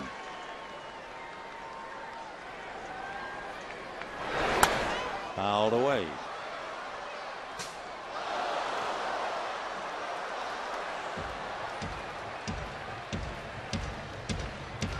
Vogelsorn, 34, had Tommy John surgery, and the innings have piled up.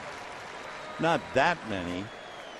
He's worked about 173, 174 innings, but this will be his 30th pitch in the inning, so he's laboring. 0-2. Fouled away. Well, now it's 98 pitches. No balls and 2 strikes.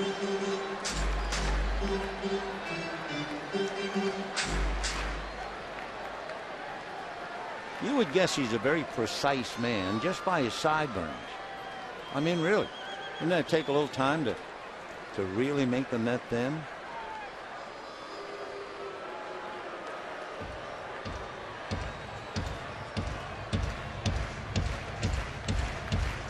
No balls and 2 strikes.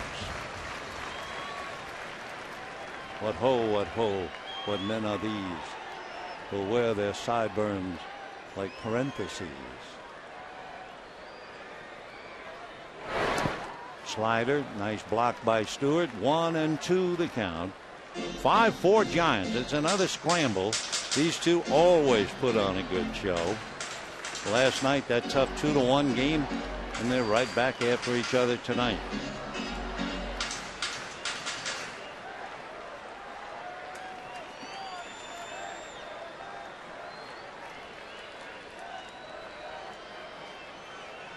This is it, pitch number 100.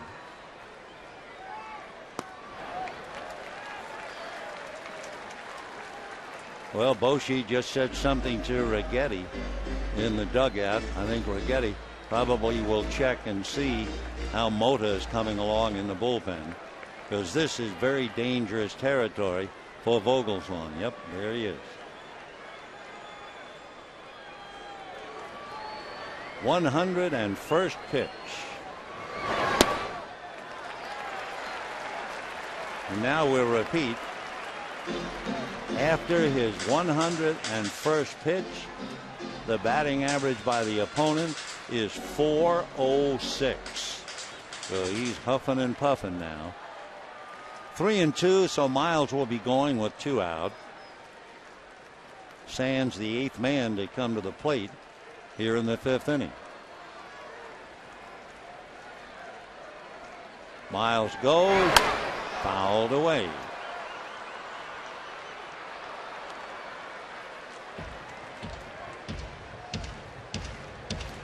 Dan Runzler, a left-hander whom we saw briefly last night. Runzler has joined Mota in the Giant bullpen.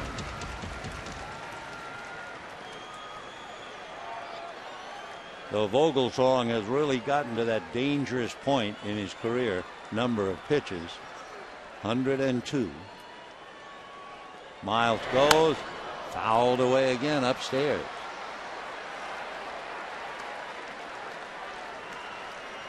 Nothing wrong with him. He's hitting 93 on the gun. I mean, it's not as if he suddenly lost everything.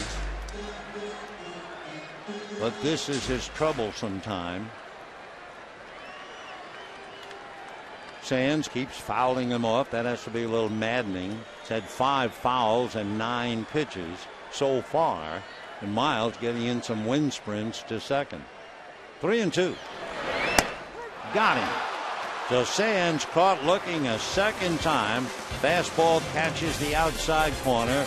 Meanwhile, Matt Kemp, as usual, helps the Dodgers get back in the game with a big 3-run home run.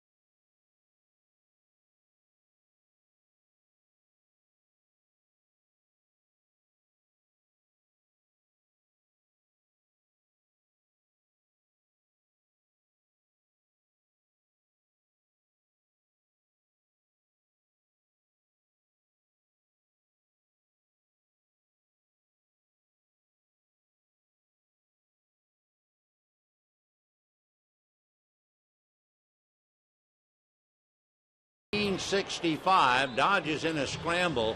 Don Drysdale pitched a tough 3-1 victory over the Milwaukee Braves. That gave the Dodgers their 5th straight victory. Well, that was the beginning. They went on to win 13 in a row, win the pennant, play Minnesota Twins in the World Series, and beat them in 7 games.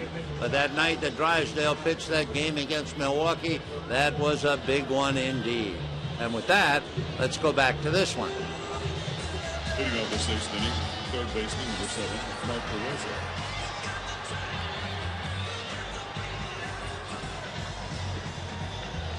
(5-4) in favor of the Giants. Dodgers rally for 4 in the 5th inning. The highlight, Matt Kemp's 3-run home run. Now they give the ball to Josh Lindblom after the Hawk made 12 pitches. Evelyn made 70. Vogelsong really worked in the 5th inning. He made 36 pitches to get him up to 104. But Ryan still on his feet and pacing in the dugout, so obviously okay. There's a base hit ripped into center. So DeRosa has a walk and 2 singles. Shortstop, number 14, Mike Fenton.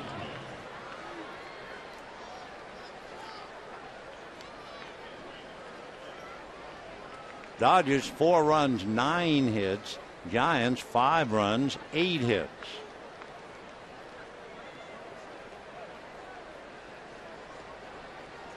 Lindblom facing Fontenot now.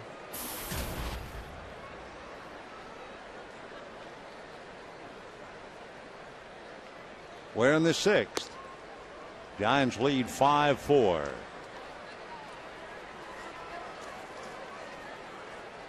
Fontenot having a look at Tim Flannery.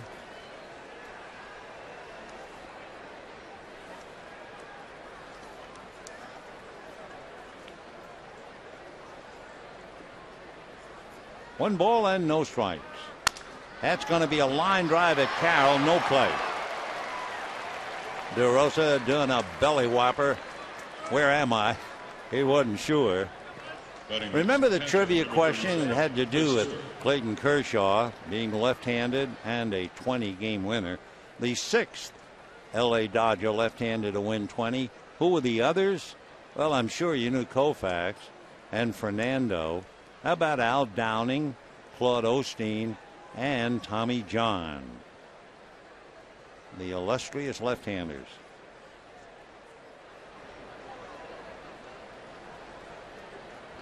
So 1 out. Here is Chris Stewart hitting .212.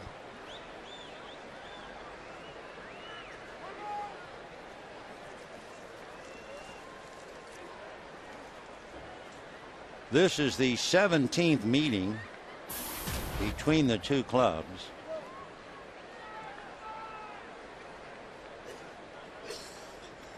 Just checking off to remind you of some of the scores. Foul ball. The first two games were won by the Dodgers 2-1 and 4-3. Dodgers then later on lost 5-4 and 4-3. They lost 3-1. Then Kershaw won 1-0 over Lincecum. Then Kershaw won 2-1 against Casilla, and Kershaw won 2-1 against Lincecum. So they played a lot of tough ball games. So this one no different. 5-4 Giants in the 6th. Connor Gillespie, left-hand batter, is out on deck. He would bat for Vogelsong. It figured that Ryan Vogelsong, after 104 pitches, had just about enough. So Gillespie will be hitting for him, and he has a shot at the win. Going out, pitched the required 5, and leads 5-4. And a bunt. Good bunt. Lindblom gets him. Down to second base goes DeRosa, and with 2 out, Gillespie will be coming up. Anything to get aboard. Stewart tried, didn't work. So Connor Gillespie will be the batter. Connor's from Omaha, Nebraska. He was a first-round pick by the Giants in 2008. He went to school at Wichita State.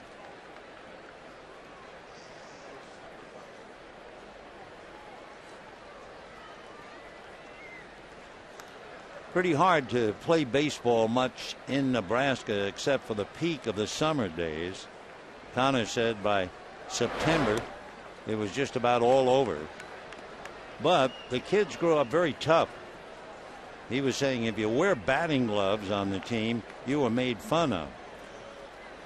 And people would say, well, how come you don't wear gloves? He'd get made fun of. Well, he's wearing gloves now in the big leagues.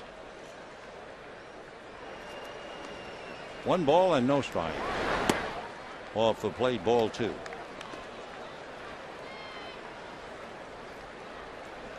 Two down, DeRosa at second base. If you're scoring, no sacrifice on Stewart. He was bunting for a base hit. Second out.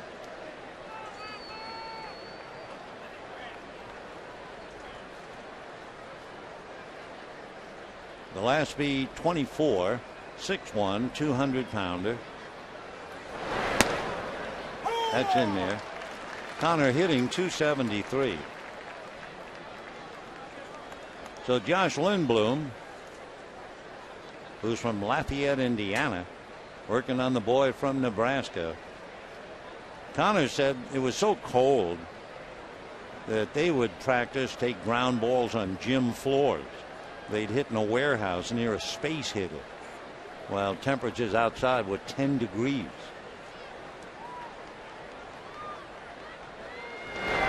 And ball 3. And then, of course, once the season starts, the weather won't cooperate.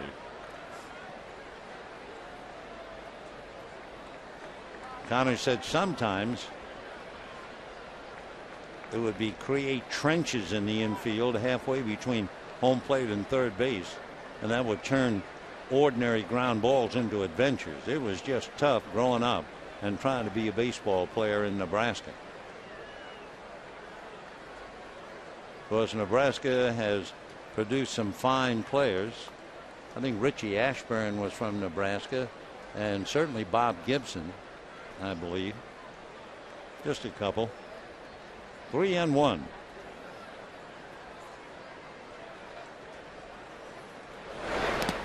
And that's ball 4 to Connor Gillespie.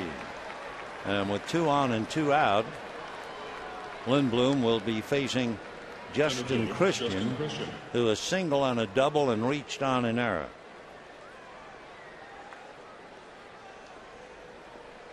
Five runs, 8 hits for the Giants, 4 runs, 9 hits for the Dodgers.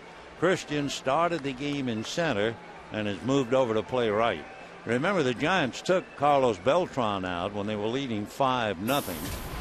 One reason was not so much the score as the fact he had fouled a ball off the instep of his right foot.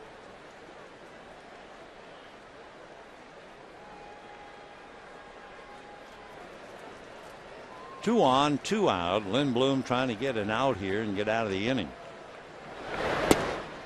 And ball 1.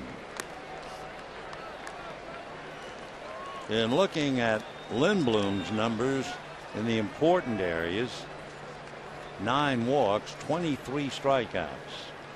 And now walking Gillespie, that would be his 10th. And behind 2-0. Josh Lindblom is 6'5", about 240. Looks older than he is. He's only 24. He was a second-round pick by the Dodgers out of Purdue University. And the 2-0 pitch. Fastball gets the inside corner.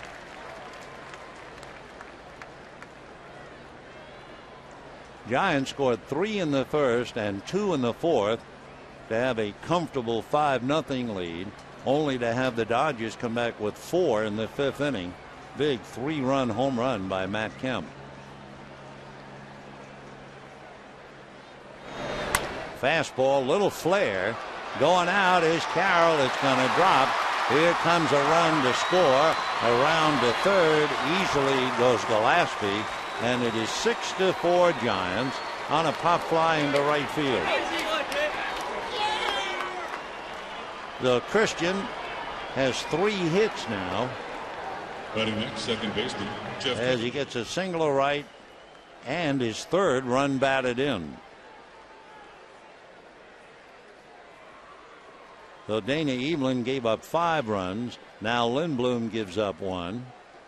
And the batter is Jeff Keppinger, who is 0 for 3, grounding into 2 double plays in the first and again in the second.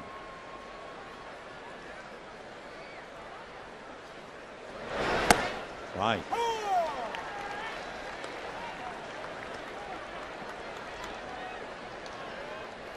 Keppinger with that unorthodox stance. Left foot on its way toward third base, but then he'll swing that leg back into the hitting area. There goes the runner. Hit and run foul ball. The Christian, who runs exceptionally well, was turned loose, but he has to go back. No balls and 2 strikes.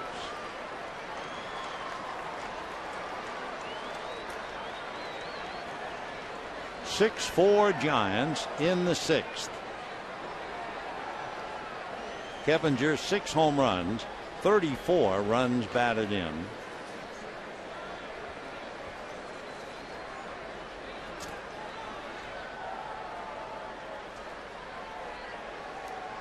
And a fake.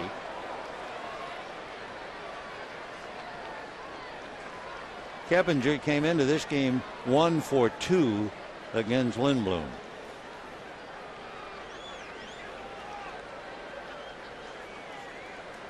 Oh, 0-2. And runner goes again, and a half swing for Keppinger. He's having a tough night. He goes 0 for 4, but Vogelsong gets a run to help him get a win, leading 6-4.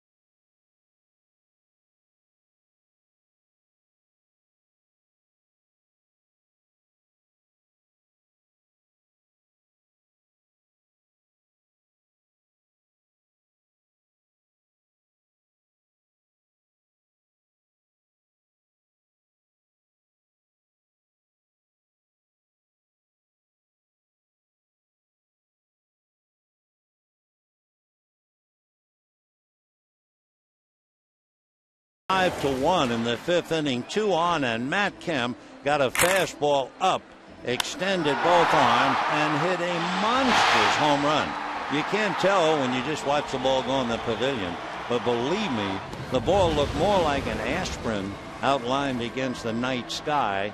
And to think he hit it 414 feet after hitting it so high brings back memories of old timers like Ralph Kiner and Dick Allen and Frank Howard. I mean, you have to be tremendously strong to do what he did, and he did it. However, the Giants come back with a run, so it's 6-4 San Francisco. Former Dodger Guillermo Mota will take over the pitching chores, trying to help Ryan Vogelsong win his 12th. Mota with a 2-2 record and in his 50th game, because he's a big, strong guy and should pitch for quite a while. Guillermo is 6'6", at least 210. He's 38. From San Pedro de Macorís in the Dominican, and was with the Dodgers 2002 and 3 and part of 2004. Facing A.J. Ellis, gets a strike. Trent Olson is out on deck. Ellis singled a left and struck out, 1 for 2. Hard slider off the plate. 0-2 the count.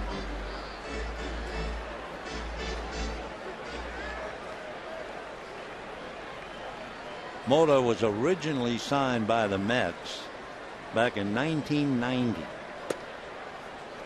So here he is, still throwing hard enough, 94, and he's been a professional since 97. Played a lot in the Dominican. 1-2. Fastball lifted to right center and deep. However, Torres is there. 1 away.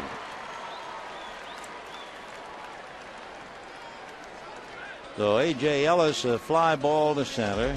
Trent Olson will now come up and bat for Lindblom. Remember that foul ball that struck Carlos Beltran on the right foot, and he was lifted with the Giants leading 5-0. He has a right foot contusion, a bruise. So here's Olson.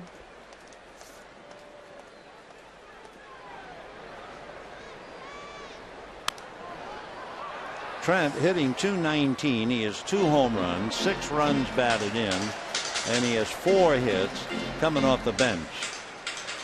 If there is one difference, kind of a major difference in baseball these days, you see a lot of young players as pinch hitters.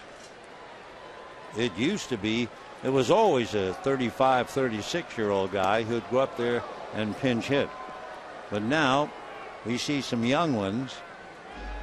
Trent's just turned 28.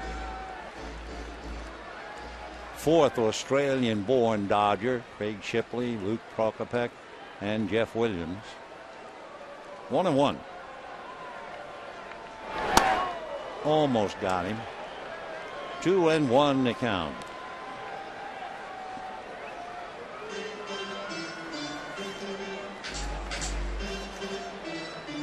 Meanwhile, Brian Wilson and Tim Lincecum and Wilson shoulder to shoulder. Brian is back and healthy. He's been out for quite a while. 3-1 to count.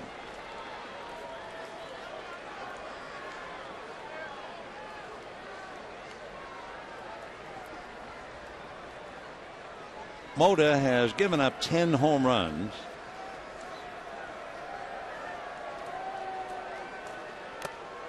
Three and 2. 1 out in the 6th. The pitchers of record: Dana Eveland, Ryan Vogelsong. Ryan went 5 and gave up 4. 3-2 the count. And popped in the air, foul off third. That will go well back into the crowd. Olson, the second Dodger pinch hitter. Remember, Eugenio Velez came off the bench to pinch hit and was hit by a pitch after that propeller-like swing.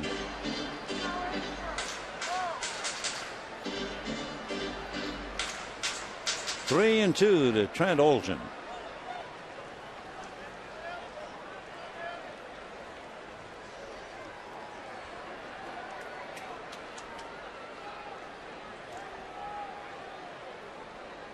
Mota fastball, slider, and change. Fastball is whacked foul. So Olson pulls a 93-mile-an-hour fastball foul, and he'll try it again.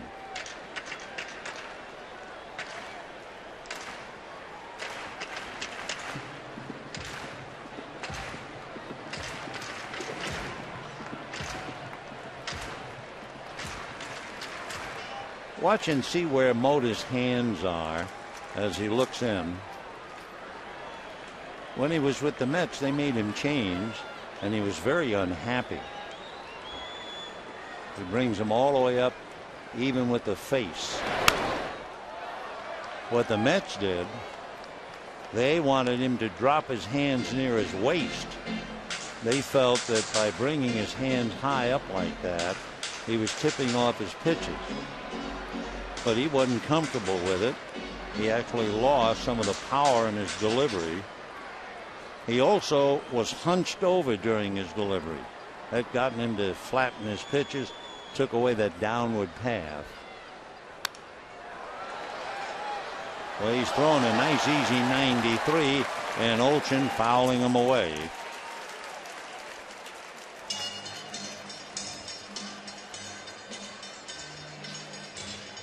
Guillermo Mota at 6'6". It was Billy Castro with the Brewers who spotted the fact that he was starting to hunch over, really hunch.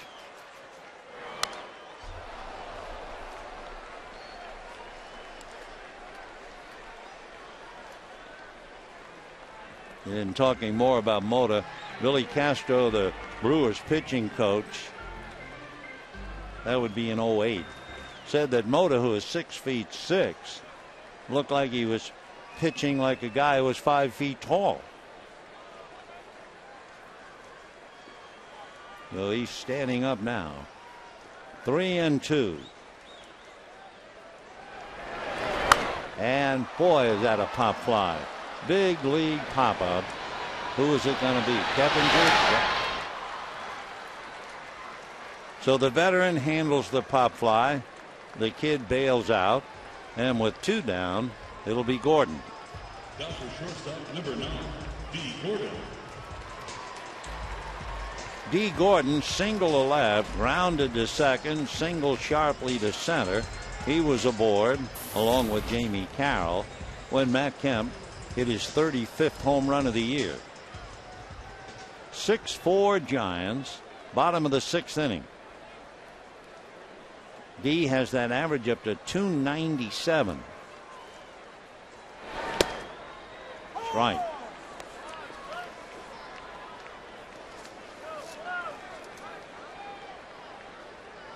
Gordon, with 2 hits tonight, has 31 hits in the month of September. 0-2. So the way he's been playing, he hates the thought that the days are dwindling down to a precious few. Boy, not when you're swinging the bat as well as he has been. So this month, he has 31 hits, and he has stolen 11 bases. He has hit safely in 8 straight. Fastball pop foul, questionable, out of play.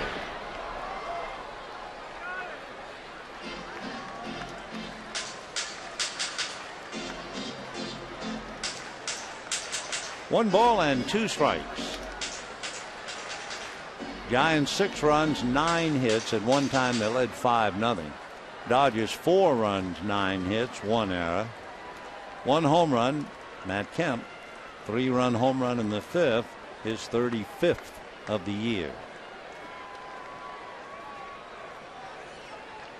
1-2.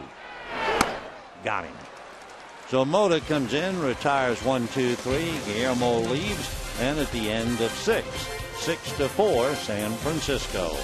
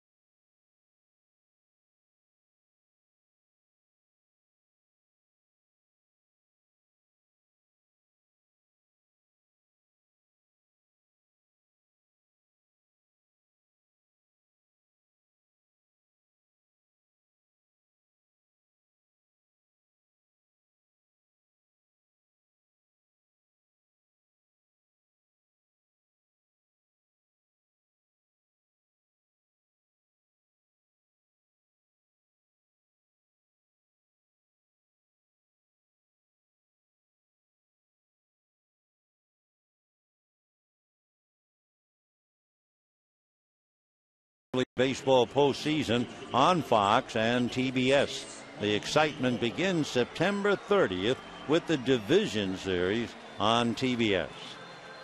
Well, it's rather appropriate as we go to the 7th inning. Hung-Chi Kuo from Taiwan in his 7th year in the major leagues. Earlier, the Dodgers have had a great partnership with Taiwan and with the Taiwan Tourism Bureau. So tonight, throwing out the first pitch, Madam Mai Ching-Chow Ma, the First Lady of the Republic of China on Taiwan. Madam Ma, they tell us, an avid baseball fan who attends games regularly in Taiwan.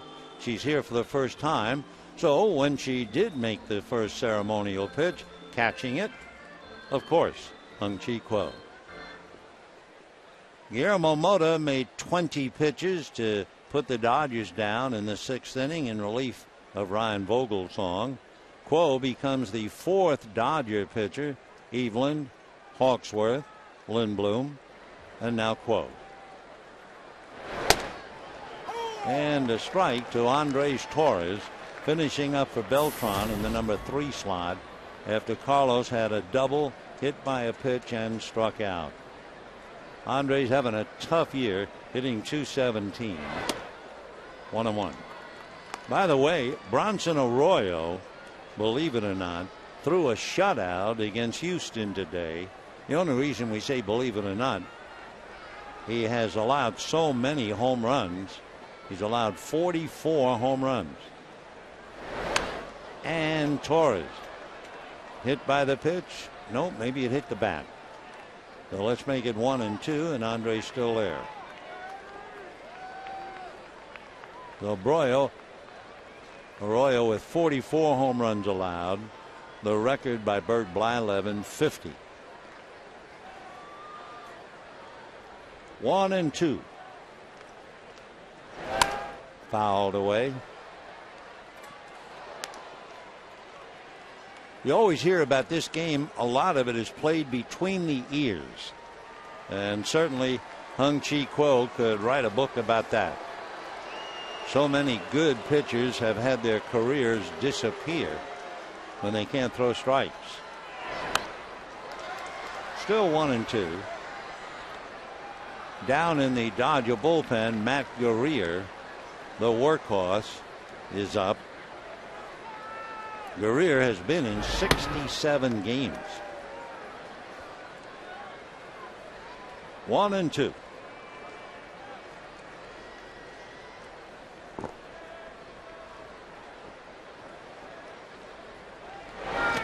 Big curveball sails in at 75. Boy, it was impressive last night to see Kenley Jansen come in and strike out Sandoval and Beltran, and then have Javi Guerra come in and close it up. Fastball. 3-2 the count. Talking about Quo and his battles. This year, 21 walks, 35 strikeouts. He was a lot better than that till he lost the strike zone. And there's ball 4.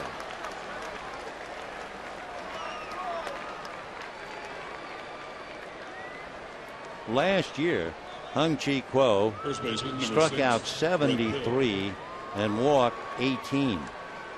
In 09, he walked 13 and struck out 32.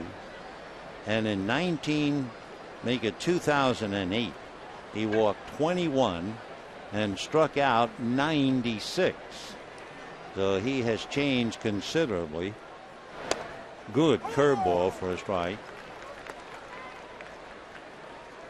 So Torres at first. Brett Pill followed by Brandon Belt. Torres has stolen 17, so they'll have to keep an eye on him, and that's exactly what they do. 0-1 the count. Pill single to center to drive in a run, hit into a force play, and single to left, so he's 2 for 3. 6-4 Giants, 7th inning. And fastball, and that's hammered to left center field. Torres might score. In fact, Flannery will wave him in, and the Dodgers have no chance on the long double by Pill. You know, one of the things I've always felt that the Dodgers speed gun has really gotten wacky. I think maybe they've either pressed the wrong button or whatever, because that pitch to Pill was a fastball up, but sitting up here looking at it, it was just a very ordinary fastball. You know what they flashed on the board in left center? 100 miles an hour. Not a chance. Not a prayer.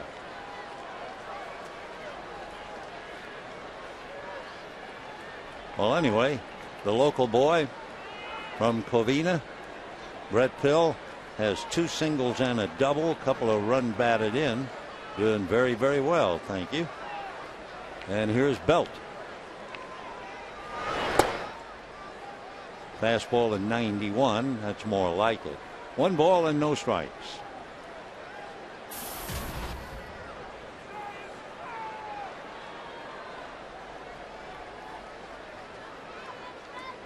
Of course, that gun is great theater when it's even close.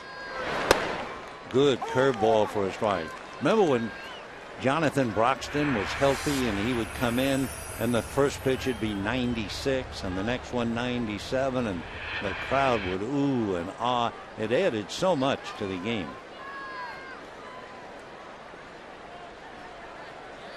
One and one. Fastball at the knees at 90.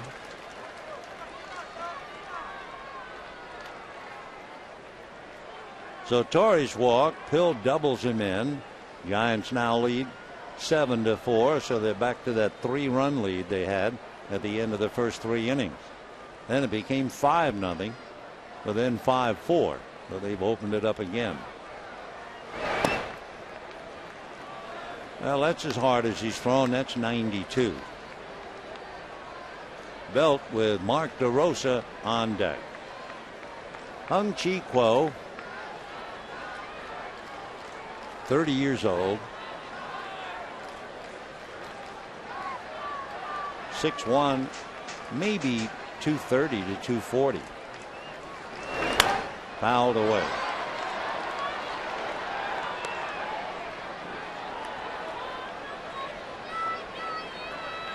So Brandon Belt walked, hit him a double play in the 3rd inning, struck out as they nailed Pill trying to go in the 5th inning. Brandon batting .213.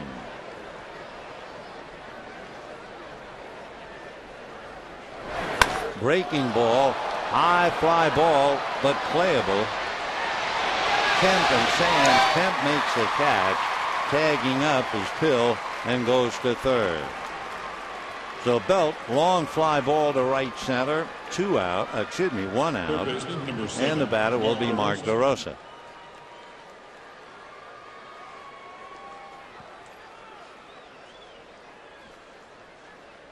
Don Mattingly heading to the mound, though he's had his right-hander Matt Guerrier throwing in the pen. DeRosa a right-hander, and then Fontenot a left-hander. And we will await further developments. We'll be back.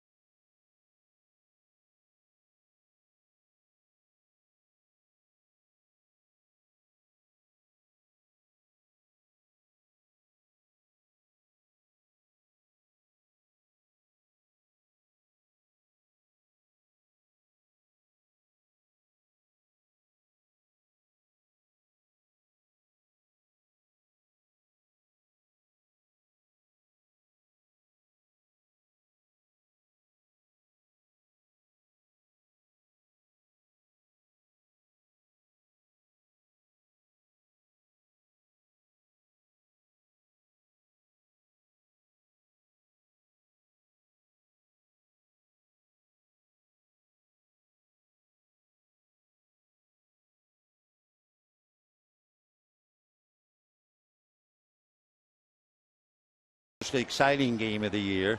We were talking a little while ago about the fact that when the Pirates beat the Cubs 22-0, that Rennie Stennett went 7 for 7 in that game.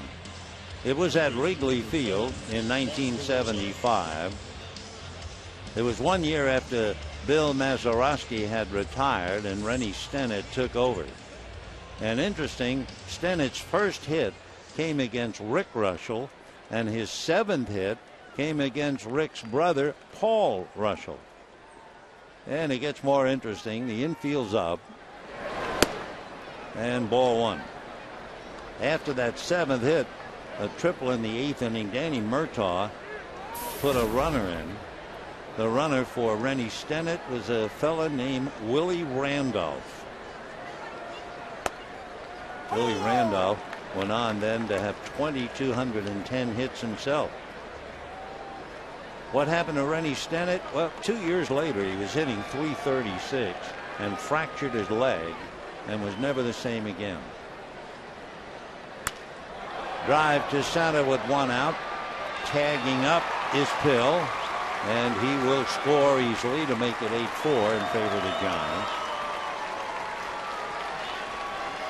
One other thing, after Rennie Stennett fractured his leg, Phil Garner took over at second base for Pittsburgh. So the progression went from Bill Mazeroski to Rennie Stennett to pinch runner Willie Randolph to Phil Garner.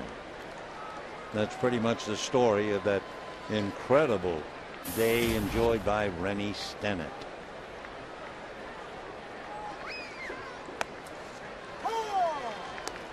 (8-4) Giants. Mike Fontenot single to left, to drive in 2, then grounded out and lined out. He's 1 for 3. And ball 1.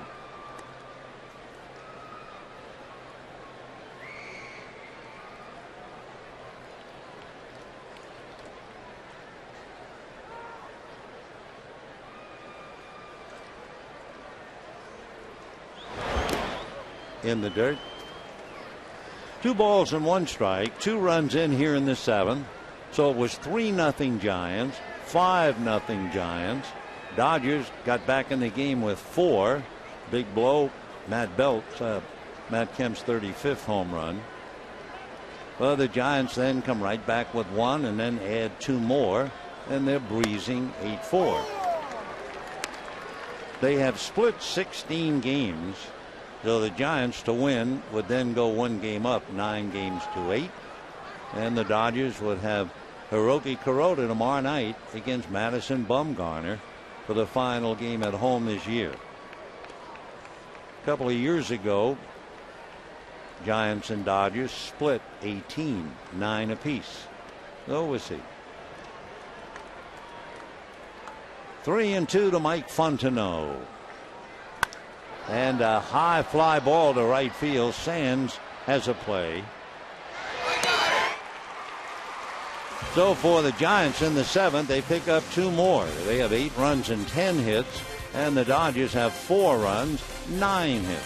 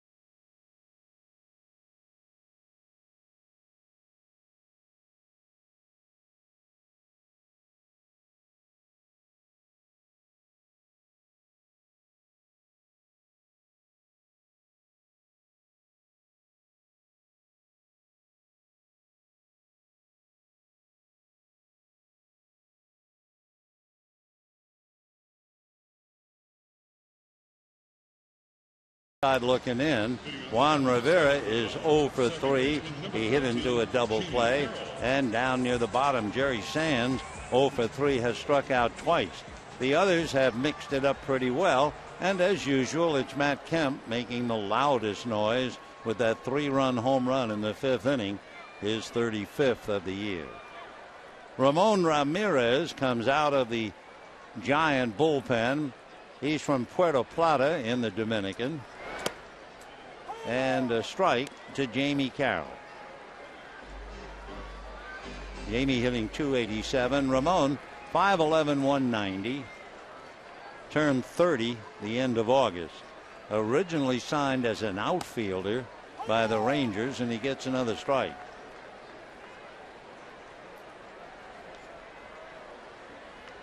Ramon's dad, a plumber. He has 3 sisters. That's in the dirt. 1-2 the count. Jamie Carroll batting .287, 15 runs batted in, and actually in this game, one of his at-bats, he swung at the first pitch, which makes this game a precious single game all by itself. 1-2. And he strokes that to right center, and Torres can only cut it off. So Jamie comes up with his second hit. He's 2 for 3. And the batter will be Matt Kemp. Matt Kemp hit that 3-run home run in the 5th inning, a monstrous shot. Remarkable numbers, and again the chant MVP. And who can argue? He's hitting .322, 35 home runs, 116 runs batted in. Remember, too, he has scored 105 runs, and for good measure has stolen 40 bases and played every day. So Carroll at first.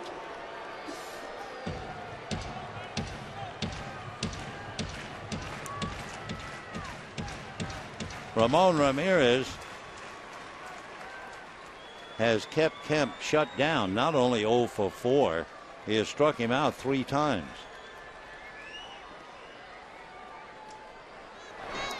In the dirt. Nice block by Stewart. 1 ball and no strike. Boy, you need a lot of equipment when you block that pitch, and that hurt. He's kind of walking it off a little.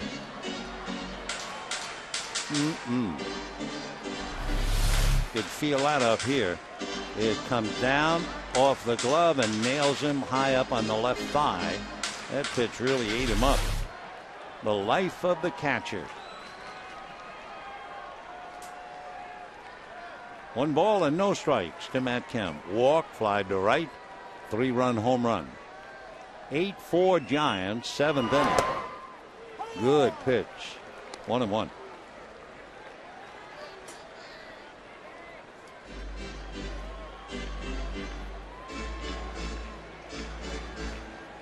Ramirez, fastball and slider, but he also has a splitter to go with his changeup. When he first started his career, he pitched in Japan. That's where he learned the splitter.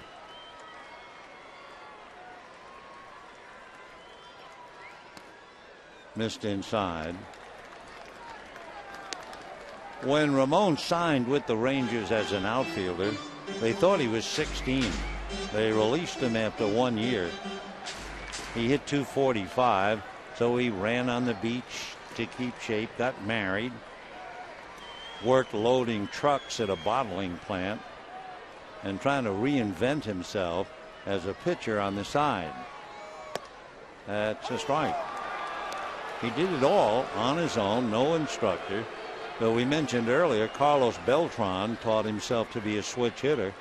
Here's a young fella taught himself to be a pitcher. No instructor.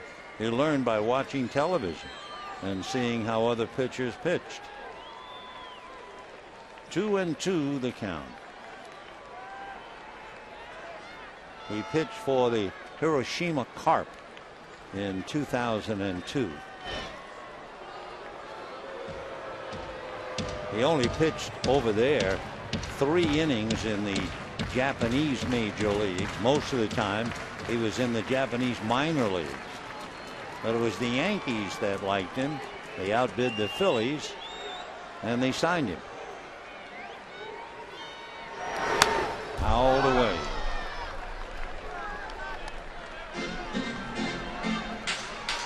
The Rockies, remember, they had Sean Chacon. They sent Sean to the Yankees and they acquired Ramirez. Then the Royals got him. Then the Red Sox sent Coco Crisp to the Royals to get him. Then the Giants made a deal for the Red Sox to get him, and here he is. 2-2.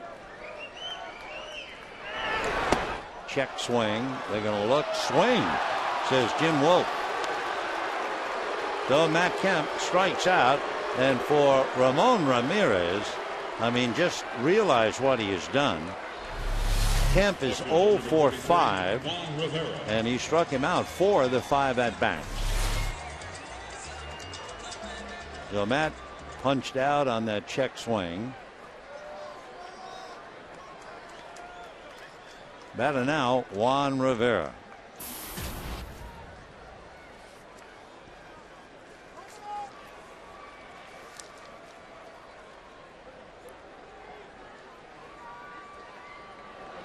Ramirez is better than 2-1 strikeouts to walks.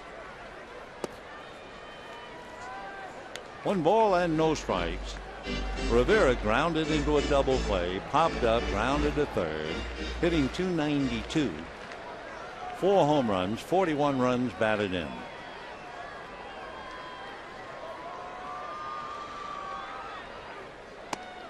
That's a change in there.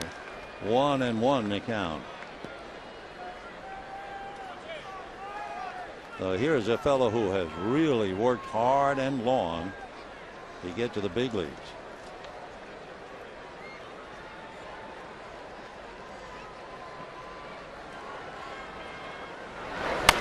Fouled away. Last year, Ramon was very effective for a championship ball club. Left-handers hit .231 against him. Right-handers hit .190.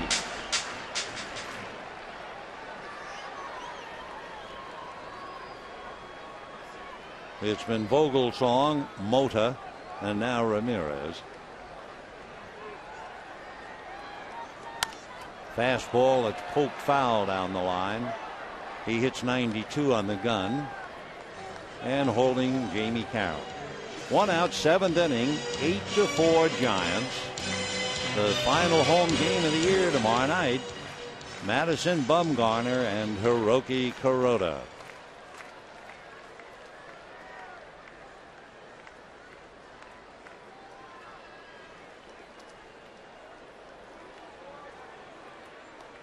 It seems a little strange. You have Juan Rivera up there at the plate from Venezuela, and out of nowhere they played Havana Gala. And you say, well, okay, might as well play When Irish Eyes Are Smiling. Let's open it all up. 1-2. And another foul ball. 8 runs, 10 hits for the Giants. 4 runs, 10 hits for the Dodgers. And we're in the 7th.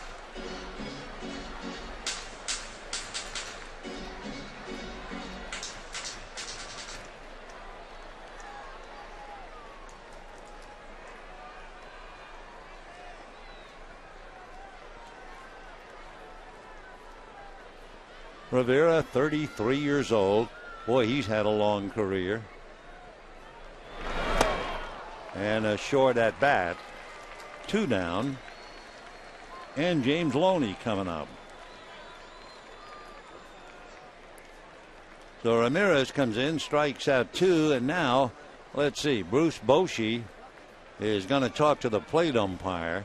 That usually means a double switch. Brandon Crawford is going to come in to play shortstop for Mike Fontenot. They're going to the bullpen, and we'll be back.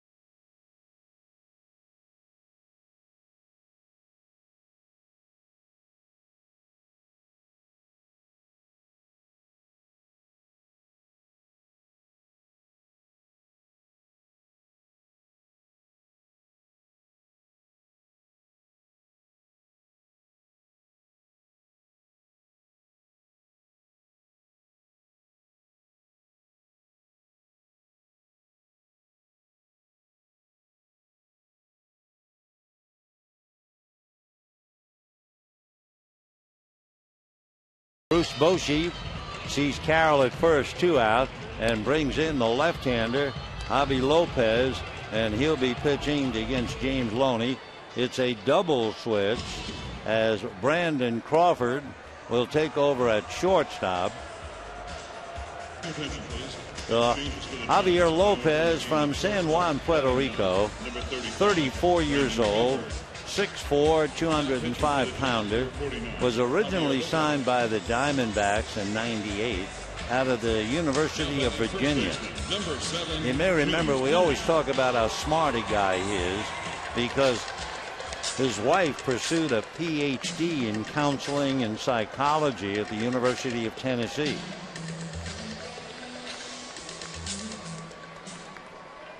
So Lopez facing Loney with Brandon Crawford at short. If you are keeping score of this game, Lopez would go in Fontenot's spot. Crawford, the shortstop, would bat ninth, meaning he would be second due up in the eighth. Loney 2 for 3. 1-1.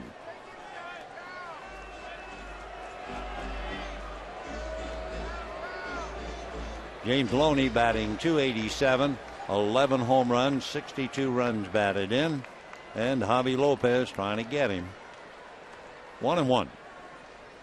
Kind of snake that thing low. Ball 2. 2-1. We were talking about Javi's wife getting the PhD in counseling and psychology. He has a degree in psychology from the University of Virginia. 2-1. All 3. In fact, Lopez says he devotes a significant amount of time to not thinking too much. Trying to make the game as simple as possible. 3-1. That's in there at the knees. Pretty good sinker. 3-2. He has both the four-seamer and that sinking two-seamer and a changeup. Spent 4 years with the Red Sox. Runner going, and the ball is smothered and caught on the fly at third by DeRosa. So Loney loses a hit. Dodgers leave Carroll, and at the end of 7, 8-4 Giants.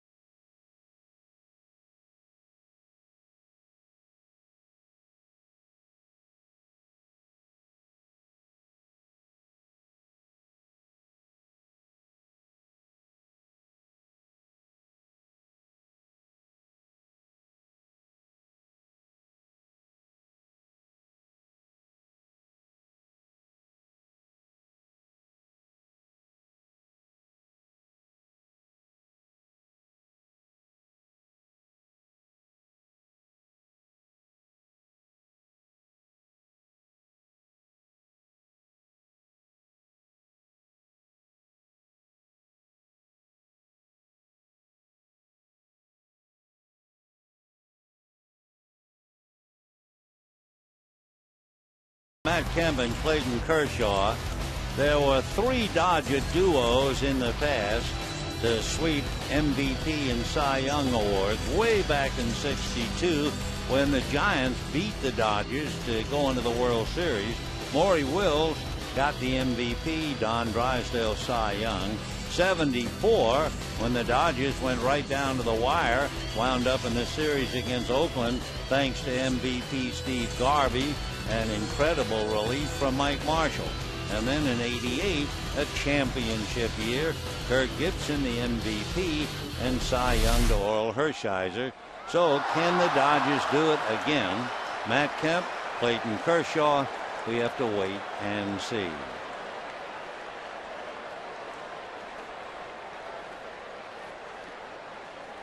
Chris Stewart, the catcher, hitting .210, takes a strike from Ramon Troncoso. Ramon has not allowed an earned run 6 of his last 7 starts. 4th year with the Dodgers. 0-2. He's from San Jose de Ocoa in the Dominican Republic. Stewart lost a hit on a wonderful play by Loney, which also deprived Chris of 2 RBIs. Then he walked and scored and hit back to the box trying to bunt his way aboard in the 6th inning. So it's Stewart followed by Crawford, and Crawford's a left-hand batter, and then Christian. Off speed, and he just did get out of the way of it. It was slow enough to avoid. Ramon, 28 years old, 6'2", 200. Father of little Isabella. Fastball. You know, a little while ago we were speculating about Clayton Kershaw and the Cy Young Award. Right now he has a record of 20-5, and his percentage would be .800. Justin Verlander is 24-5. Ian Kennedy is 20-4. Pitchers with at least 20 wins and a winning percentage of .800 or better in 2011. This is kind of a rare year. Tell you why in a moment. Ground foul. There have been only 2 seasons in Major League history in which at least 3 pitchers won 20 or more with a winning percentage of .800 or higher. 1910, Russ Ford of the Yankees, King Cole of the Cubs, Chief Bender of the A's. And then back in 2002, Barry Zito, Randy Johnson, Pedro Martinez. That will do it for Stewart. 1 away. So a rare season indeed. And here's Brandon Crawford coming up. Brandon was born in Mountain View, California, lives in Pleasanton, went to school at UCLA. His parents have owned season tickets since the Candlestick days, long before he was born. Brandon was 15 when he watched the Giant Angels series.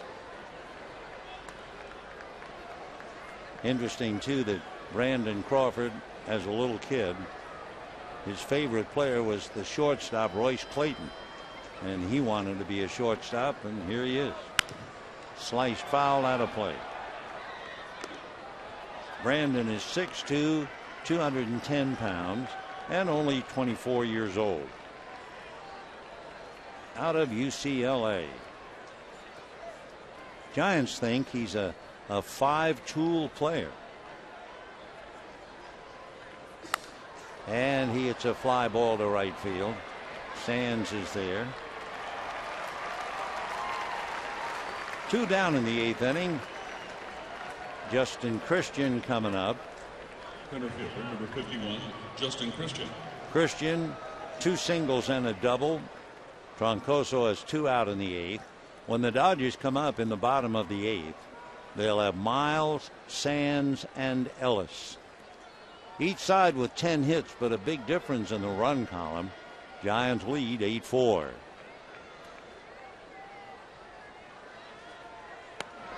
A strike. Miles has to play deep at third, but Loney, thinking maybe Christian would use his speed and bunt, so Loney is up about even with the bag and very wide of it. 0-2.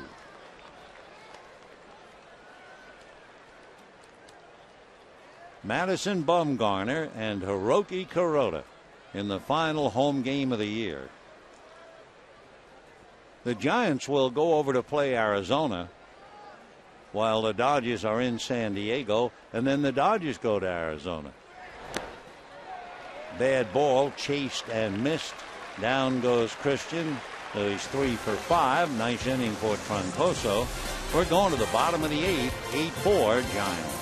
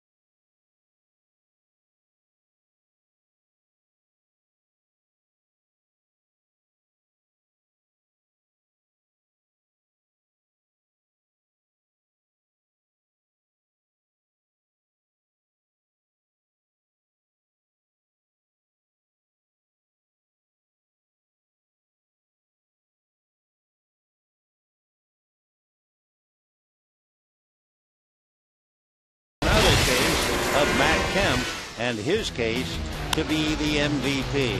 A monstrous high fly ball home run, 414 feet. It came with 2 men aboard. It gave the Dodgers their only look at the game. They were trailing 5-0. His home run made it 5-4. But again, the lead has drifted away, and the Giants lead 8-4 in the 8th. Miles, Sands, and Ellis, and it's a strike to Miles.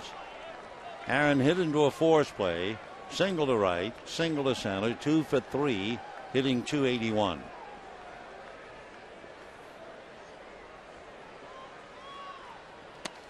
Nice change in there. 0-2. It's been Vogelsong, Mota, Ramirez, and now Lopez. Dodgers have used a half a dozen pitchers. Evelyn, Hawk, Lindblom, Quo, Guerrier, and Troncoso. Miles chasing, missing. It's in the dirt, and the out recorded at first. So 1 away. 3 of the last 4 Dodgers have struck out. Number 47, Jerry Sands coming up. In the Giant bullpen, Sergio Romo is warming up. In the Dodger bullpen, John Eli. The paid attendance tonight, 32,334. 32,334. Off the plate.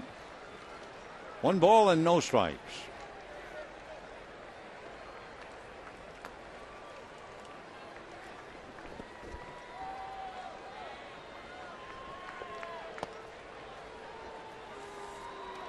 2-0 the count. Sands flied to center twice, caught looking at a fastball on the outside part of the plate in the 4th and 5th innings.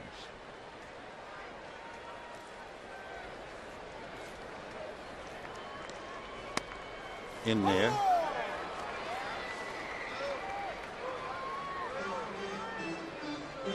Javi Lopez has to be a little rusty, but he's gotten 2 outs.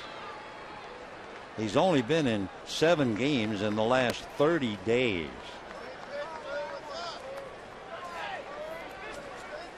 Looking at the Giant bullpen, by the way, Javi Lopez inherited 40 runners, and he inherited 1 tonight, 41, and he's allowed only 6 to score. That's smoked into left center, base hit, and knocked down by Belt. Sands on his way into second, and he is in there. So Belt succeeded in preventing it to go to the wall, but by just knocking it down, he couldn't control it. And Sands, with good speed, has himself a single. There'll be an error charge to Belt, and here comes Bruce Bochy. So Sands, a base hit, takes second on the error charge to Brandon Belt. So out goes Javi Lopez, and we'll be back after this.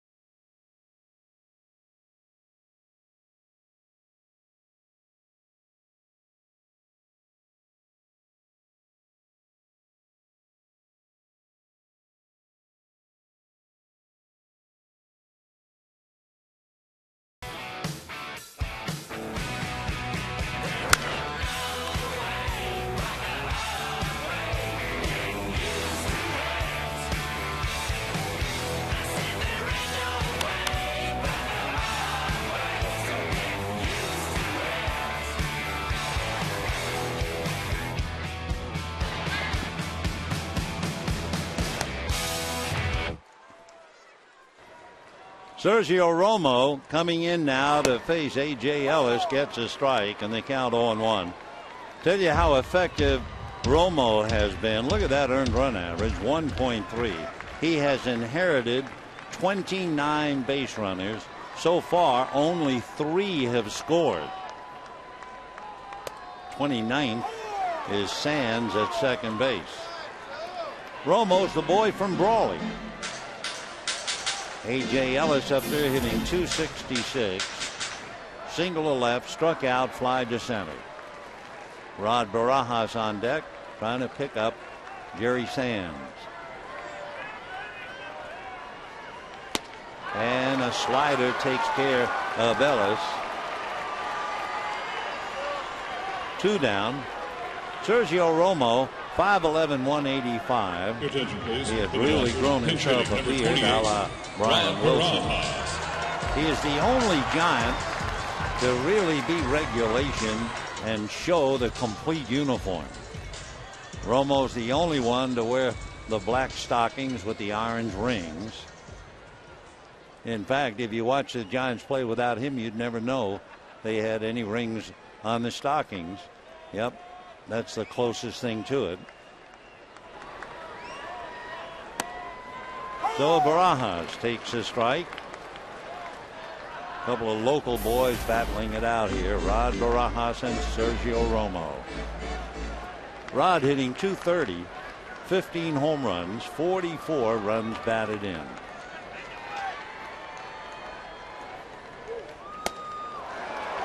Oh, and 2. Barajas is the third Dodger pinch hitter. Eugenio Velez hit by a pitch. Trent Olson popped up, and here's Rod.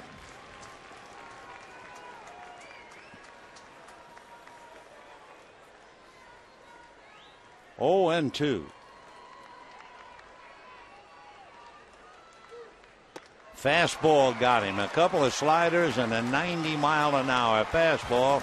Yeah, says Sergio to let it out. Yeah, again. 29 runners he's inherited. 3 have scored. 8-4 Giants.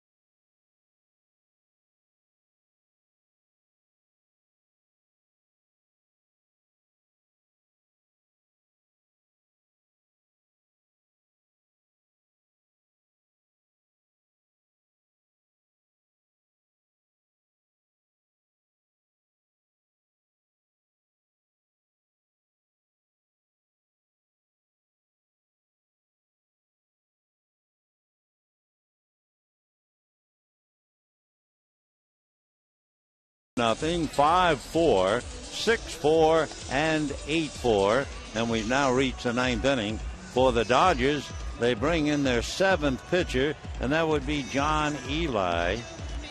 So it was Evelyn, Hawksworth, Lindblom, Quo, Guerrier, Troncoso, and now John Eli. Eli, only 25 years old, out of Illinois. He was originally a 3rd-round pick by the White Sox 4 years ago out of Miami of Ohio University. Homewood, that's a suburb of Chicago's South Side, they tell me. So John getting ready to face Keppinger, Torres, and Pill in the 9th. Romo came in, made 6 pitches to take care of Ellis and Barajas. Talk about an effective reliever. Wow. Keppinger hit into 2 double plays, then he grounded out and struck out. So Jeff is 0 for 4. Dodgers have 11 hits. Giants have 10 hits. And the Giants lead 8-4. And ball 1.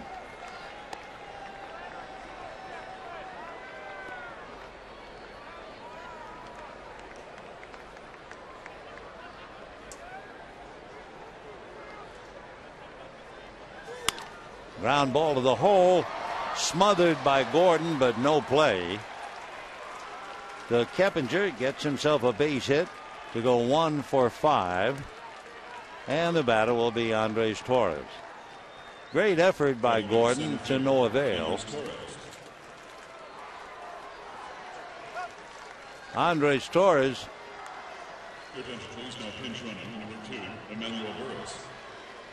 Emmanuel Burris is now running for Keppinger at first. as Torres checks in. Last night when Burris got in the game, that was pretty exciting. And there he goes. The pitch, a strike, and a quick tag, and the ball flies out of Gordon's glove. So Burris gets into the game and immediately steals. For Emmanuel Burris, that would be his 11th stolen base. Gordon, trying to make the tag, has a glove full of empty. And Burris has his 11th stolen base.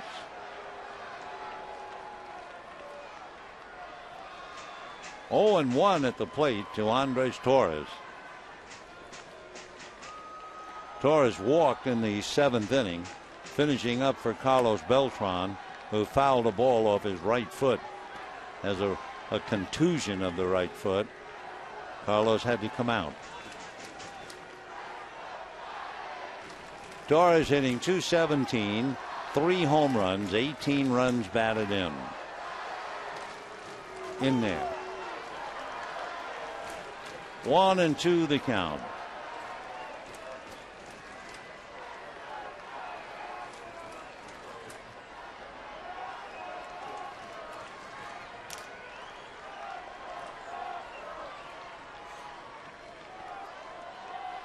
And a base hit into right field.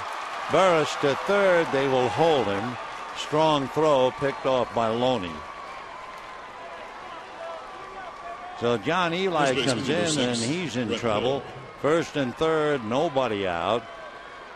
Brett Pill will be coming up, followed by Brandon Belt. There is no one throwing in the Dodger bullpen. Eli is the 7th pitcher used. Brett Pill, the pride of Covina, singled is sounded to drive in a run, hit into a force play, single to left, and doubled in a run. He's had a big night. 3 for 4, hitting .345. Big first baseman. Fouled away. 0-1. John Eli, drafted in '07. Came up briefly last year. Well, not so briefly. He won 4, but he lost 10. So he went back to Albuquerque to start this year.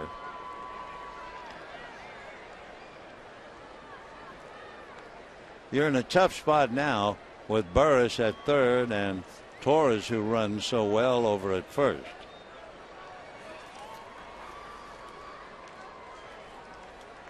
Infield halfway up. And there goes Torres. Ball hit back to Eli. His only play is to first. So Pill hits back to the box. Now there are runners at second and third. First base open. The left-hand hitting Brandon Belt coming up. And Belt's hungry. He walked in the first inning. Since then, grounded into a double play in the third, struck out, and the Dodgers doubled up Pill, who was running, and he flied to center in the 7th. They will walk him intentionally to load the bases, and they'll go up against Mark DeRosa. So Eli has given up 2 singles and a walk.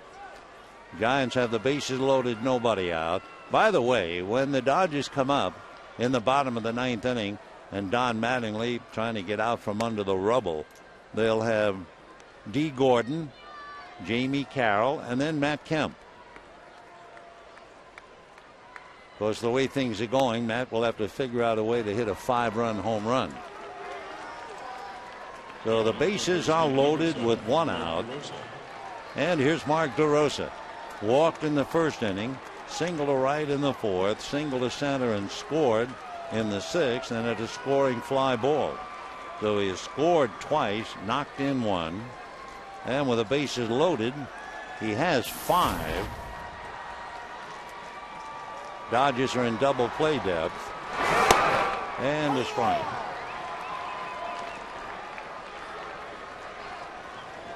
Interesting, one of DeRosa's 5 grand slams he hit against the Giants in San Francisco. That was back in 2008. In the dirt.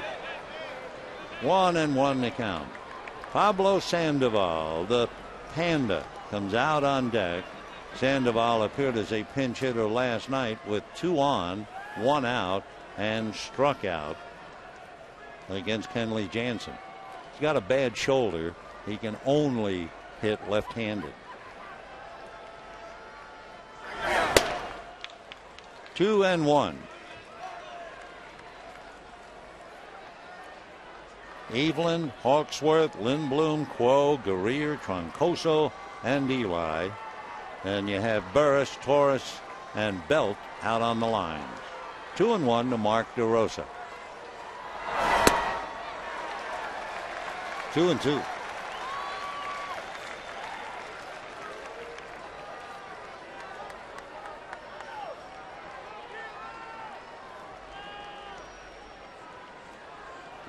One out, 9th inning, 8-4 Giants, trying to break it wide open here.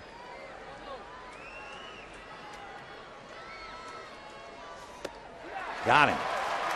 Throwing hard at 92, trying to fight his way out of the jam. And now here comes Pablo Sandoval to bat for Sergio Romo.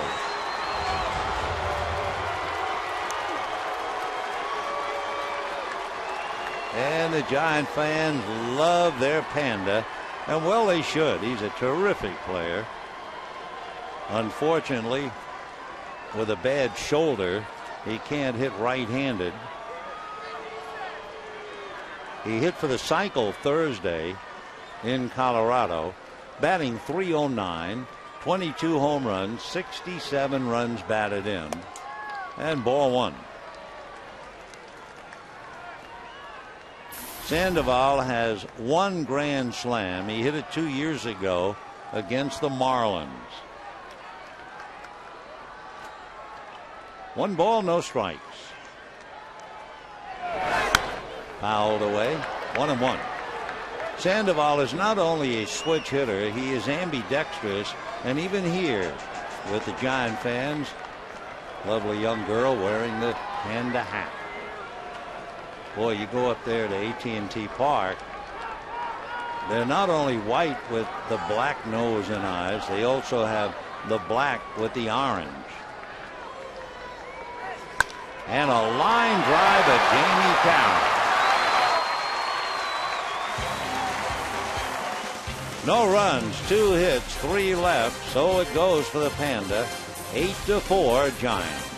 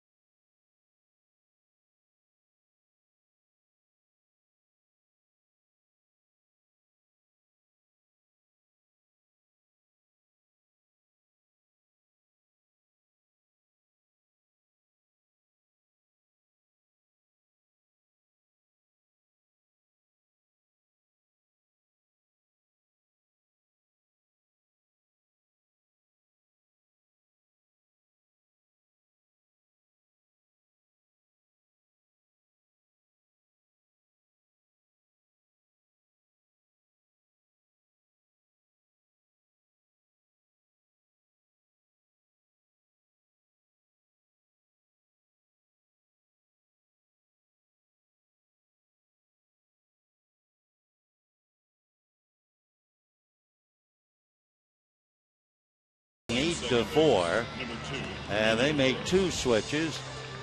First of all, taking over at second base, Emmanuel Burris, who ran for Jeff Keppinger, and stole a base, got as far as third.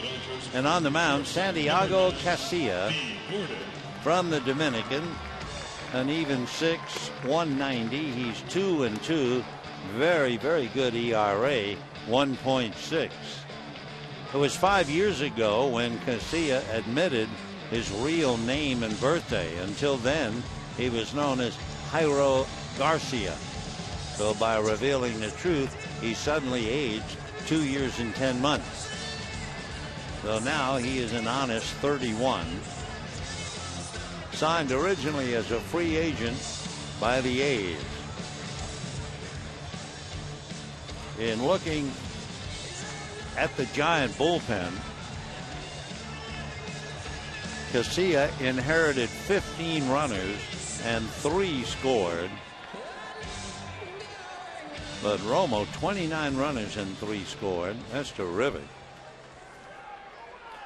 The bullpen for the Giants, their winning percentage is 17% higher than the average.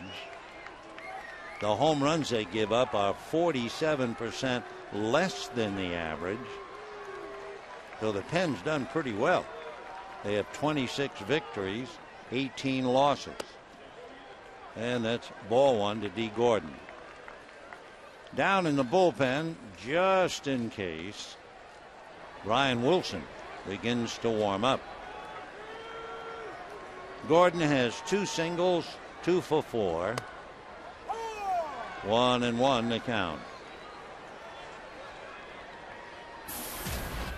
D hitting .295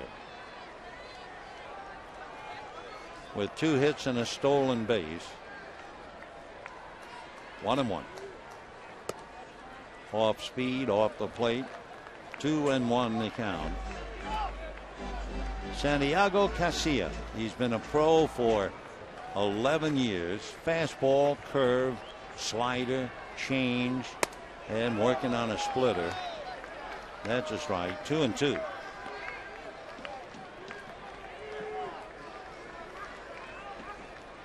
A few years ago, to give you an idea how hard he threw, he was pitching in the Coast League for the Sacramento River Cats.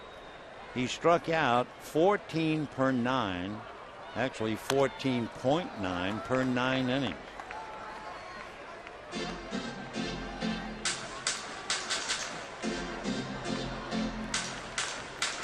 So Casilla trying to lock it up, give Ryan Vogelsong his 12th win. He'd be 2-1 against the Dodgers this year, 2-2 lifetime. Dana Evelyn would lose. He'd be 1-1 this year, 3-1 lifetime.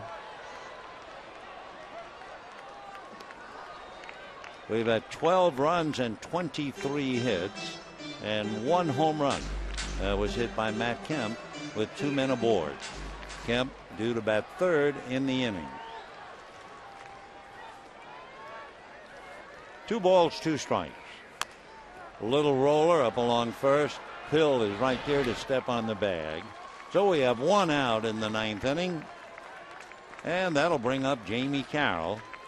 Sacrifice, fly to right, twice, single to center. Dodgers have seen a little bit of Casilla. Carroll is 1 for 3 against him. Matt Kemp on deck, 0 for 2 against him. So 1 out in the 9th, 8-4 Giants.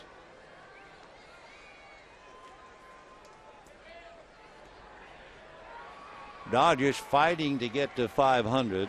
Certainly not that that's something to crow about. Dodgers started the game 1 game above 500, but they're in danger of slipping right down again. That's in there. 0-2 the count to Jamie with Matt Kemp on deck.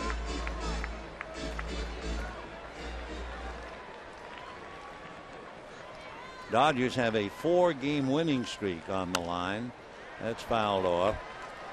So if turnabout is fair play, okay. Dodgers broke a Giants 8-game winning streak last night, and the Giants trying to return the favor. Mattingly Clayton Kershaw, of course, enjoying last night. Bruce Bochy doesn't really look like he's enjoyed much, even though they're winning 8-4, not using a half a dozen pitchers. So Jamie's still there, 0-2. Matt Kemp is still practicing on deck. And the Dodgers still trail by 4.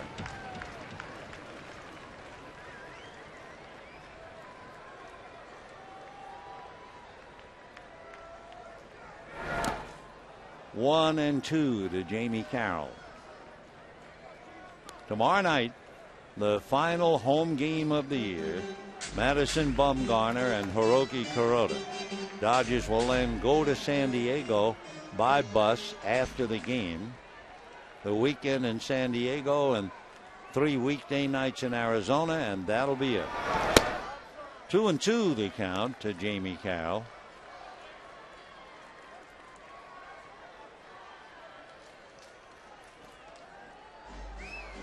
Giants win this game, it would mean the last 22 meetings, each team has beaten the other 11 times.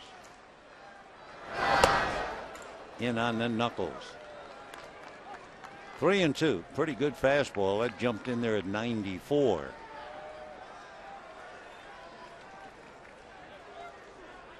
"13 pitchers have been out there chewing up the mound, and obviously it's held up. Fastball cracked back.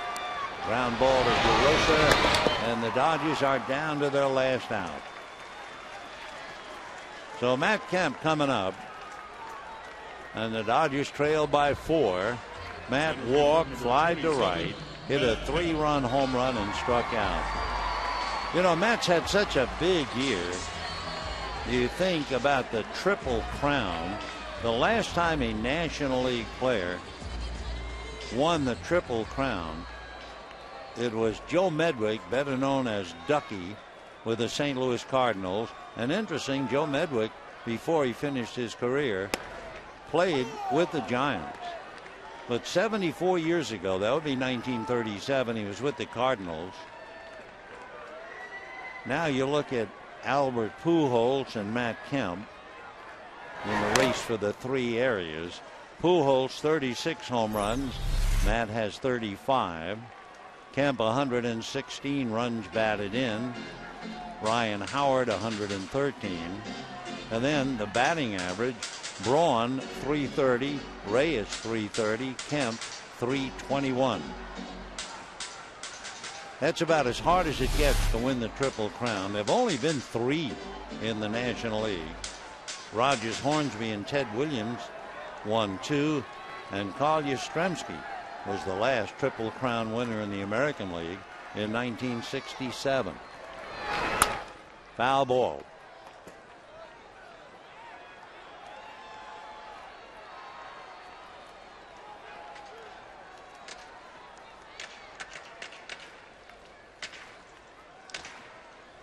Eight runs, 12 hits, 1 error for the Giants. 4 runs, 11 hits, and 1 error for the Dodgers, who never led in the game. Giants led 3-0, 5-0, 5-4, 6-4, and 8-4. And a line drive base hit for Kemp. Swinging to the end. The Matt goes 2 for 4 with the single, and the batter will be Rivera. MVP, the chant again. Matt Kemp, with 2 hits tonight, now has 184 hits.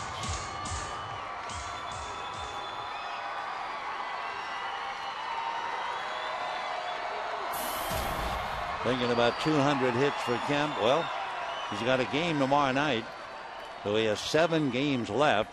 He'll go to second. They won't pay any attention. Defensive indifference.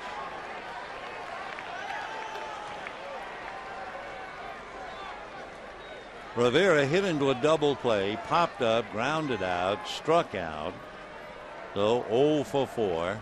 Hitting back of him is Loney, who is 2 for 4. Slider on the corner. 1-1. Boy, he threw that hard. That slider was 87. They say he can throw it even harder than that. Whoops. Hello. 2-1. Fastball at 94. You can just imagine up there trying to hit. Guy throwing a hard slider and then comes back up and in. 2-1. Santiago Casilla.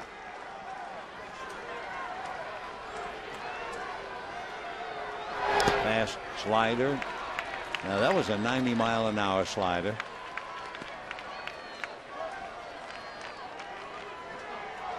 They say his slider has been clocked at 93. They also say that he's had a fastball that has been clocked at 99.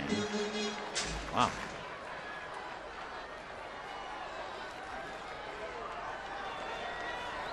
Curveball he throws is a spike curve fastball. So it's ball 4. So 2 out. Dodgers have 2 on. And here comes Bruce Bochy again. He's got Brian Wilson in the pen. Didn't think he'd have to use him, but maybe. He has not gestured to the pen yet. But with 2 out, single by Kemp and the walk by Rivera, and here he comes, the Beard, Brian Wilson, and we'll be back.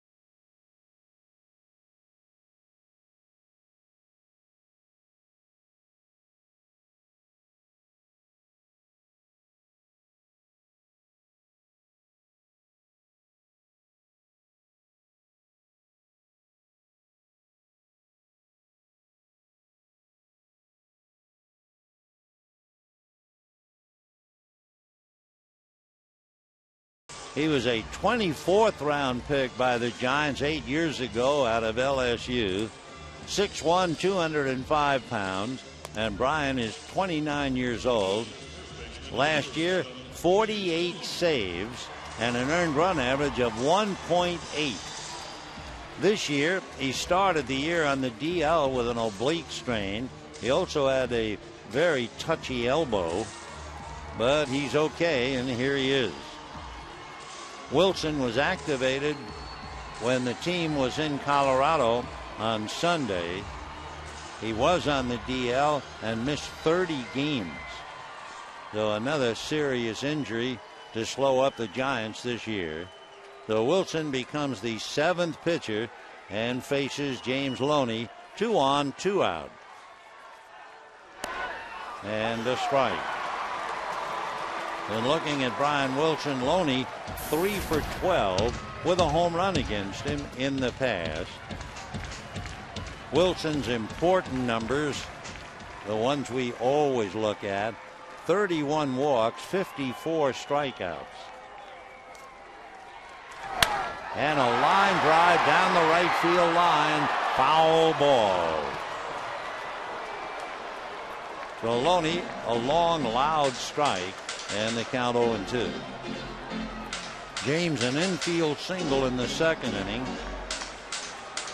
Single to left in the fourth, fly to left in the fifth, lined out to third. So most of the time, apparently, Giants pitching him away, and Loney's just gone with what he gets and goes away. But this time he got a ball to pulled it too much. 2 on, 2 out, ninth inning, Giants lead 8-4.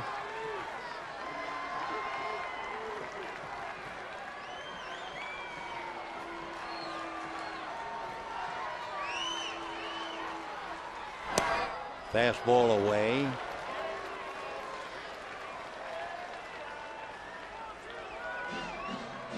Wilson, who was absolutely magnificent last year, so you can imagine how he was sorely missed for over 30 games. 1-2.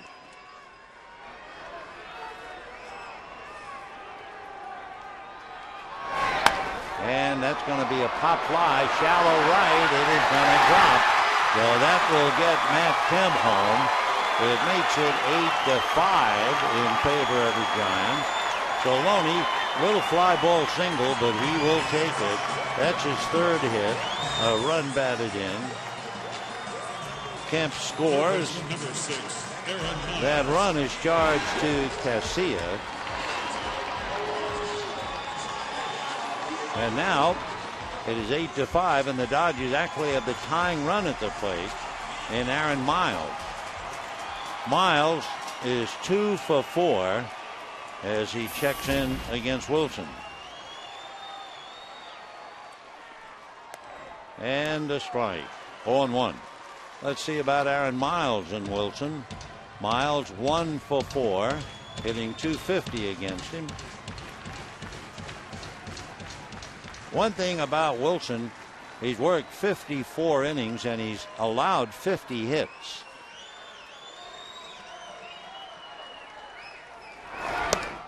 Fastball away. 1 ball and 1 strike to Aaron. We've had 14 pitches in this game, 7 each side.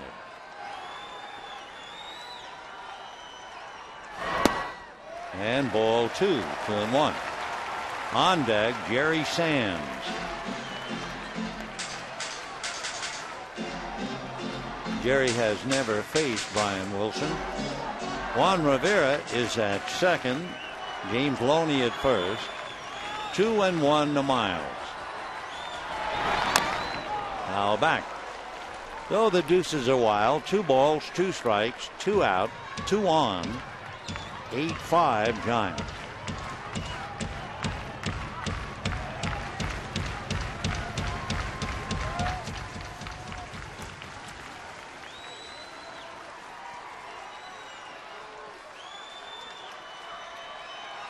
Outfield swung around to left.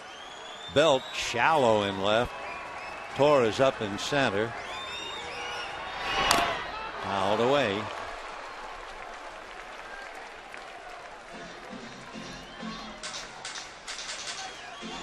Giant outfield, Belt, Torres, and Christian.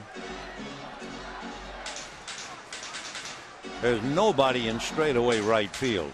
They don't expect Aaron Miles to pull down the line. And perhaps they also feel he can't pull Wilson's fastball. 2-2. And a little fly ball. That could be trouble, but there's Torres. Andre got a good jump on it, and he's quick enough to catch up. So Wilson comes in, gives up a single to Loney, but gets Miles, and this one goes to bed. For Bruce Bochy, 8 runs, 12 hits, and an error. For the Dodgers, 5 runs, 13 hits, 1 error. Giants have now won 9 of the 17. And tomorrow night, the last game, the last homestand at Dodger Stadium will end with Madison Bumgarner and Hiroki Kuroda. Stay tuned for Dodgers Live. That's coming up next.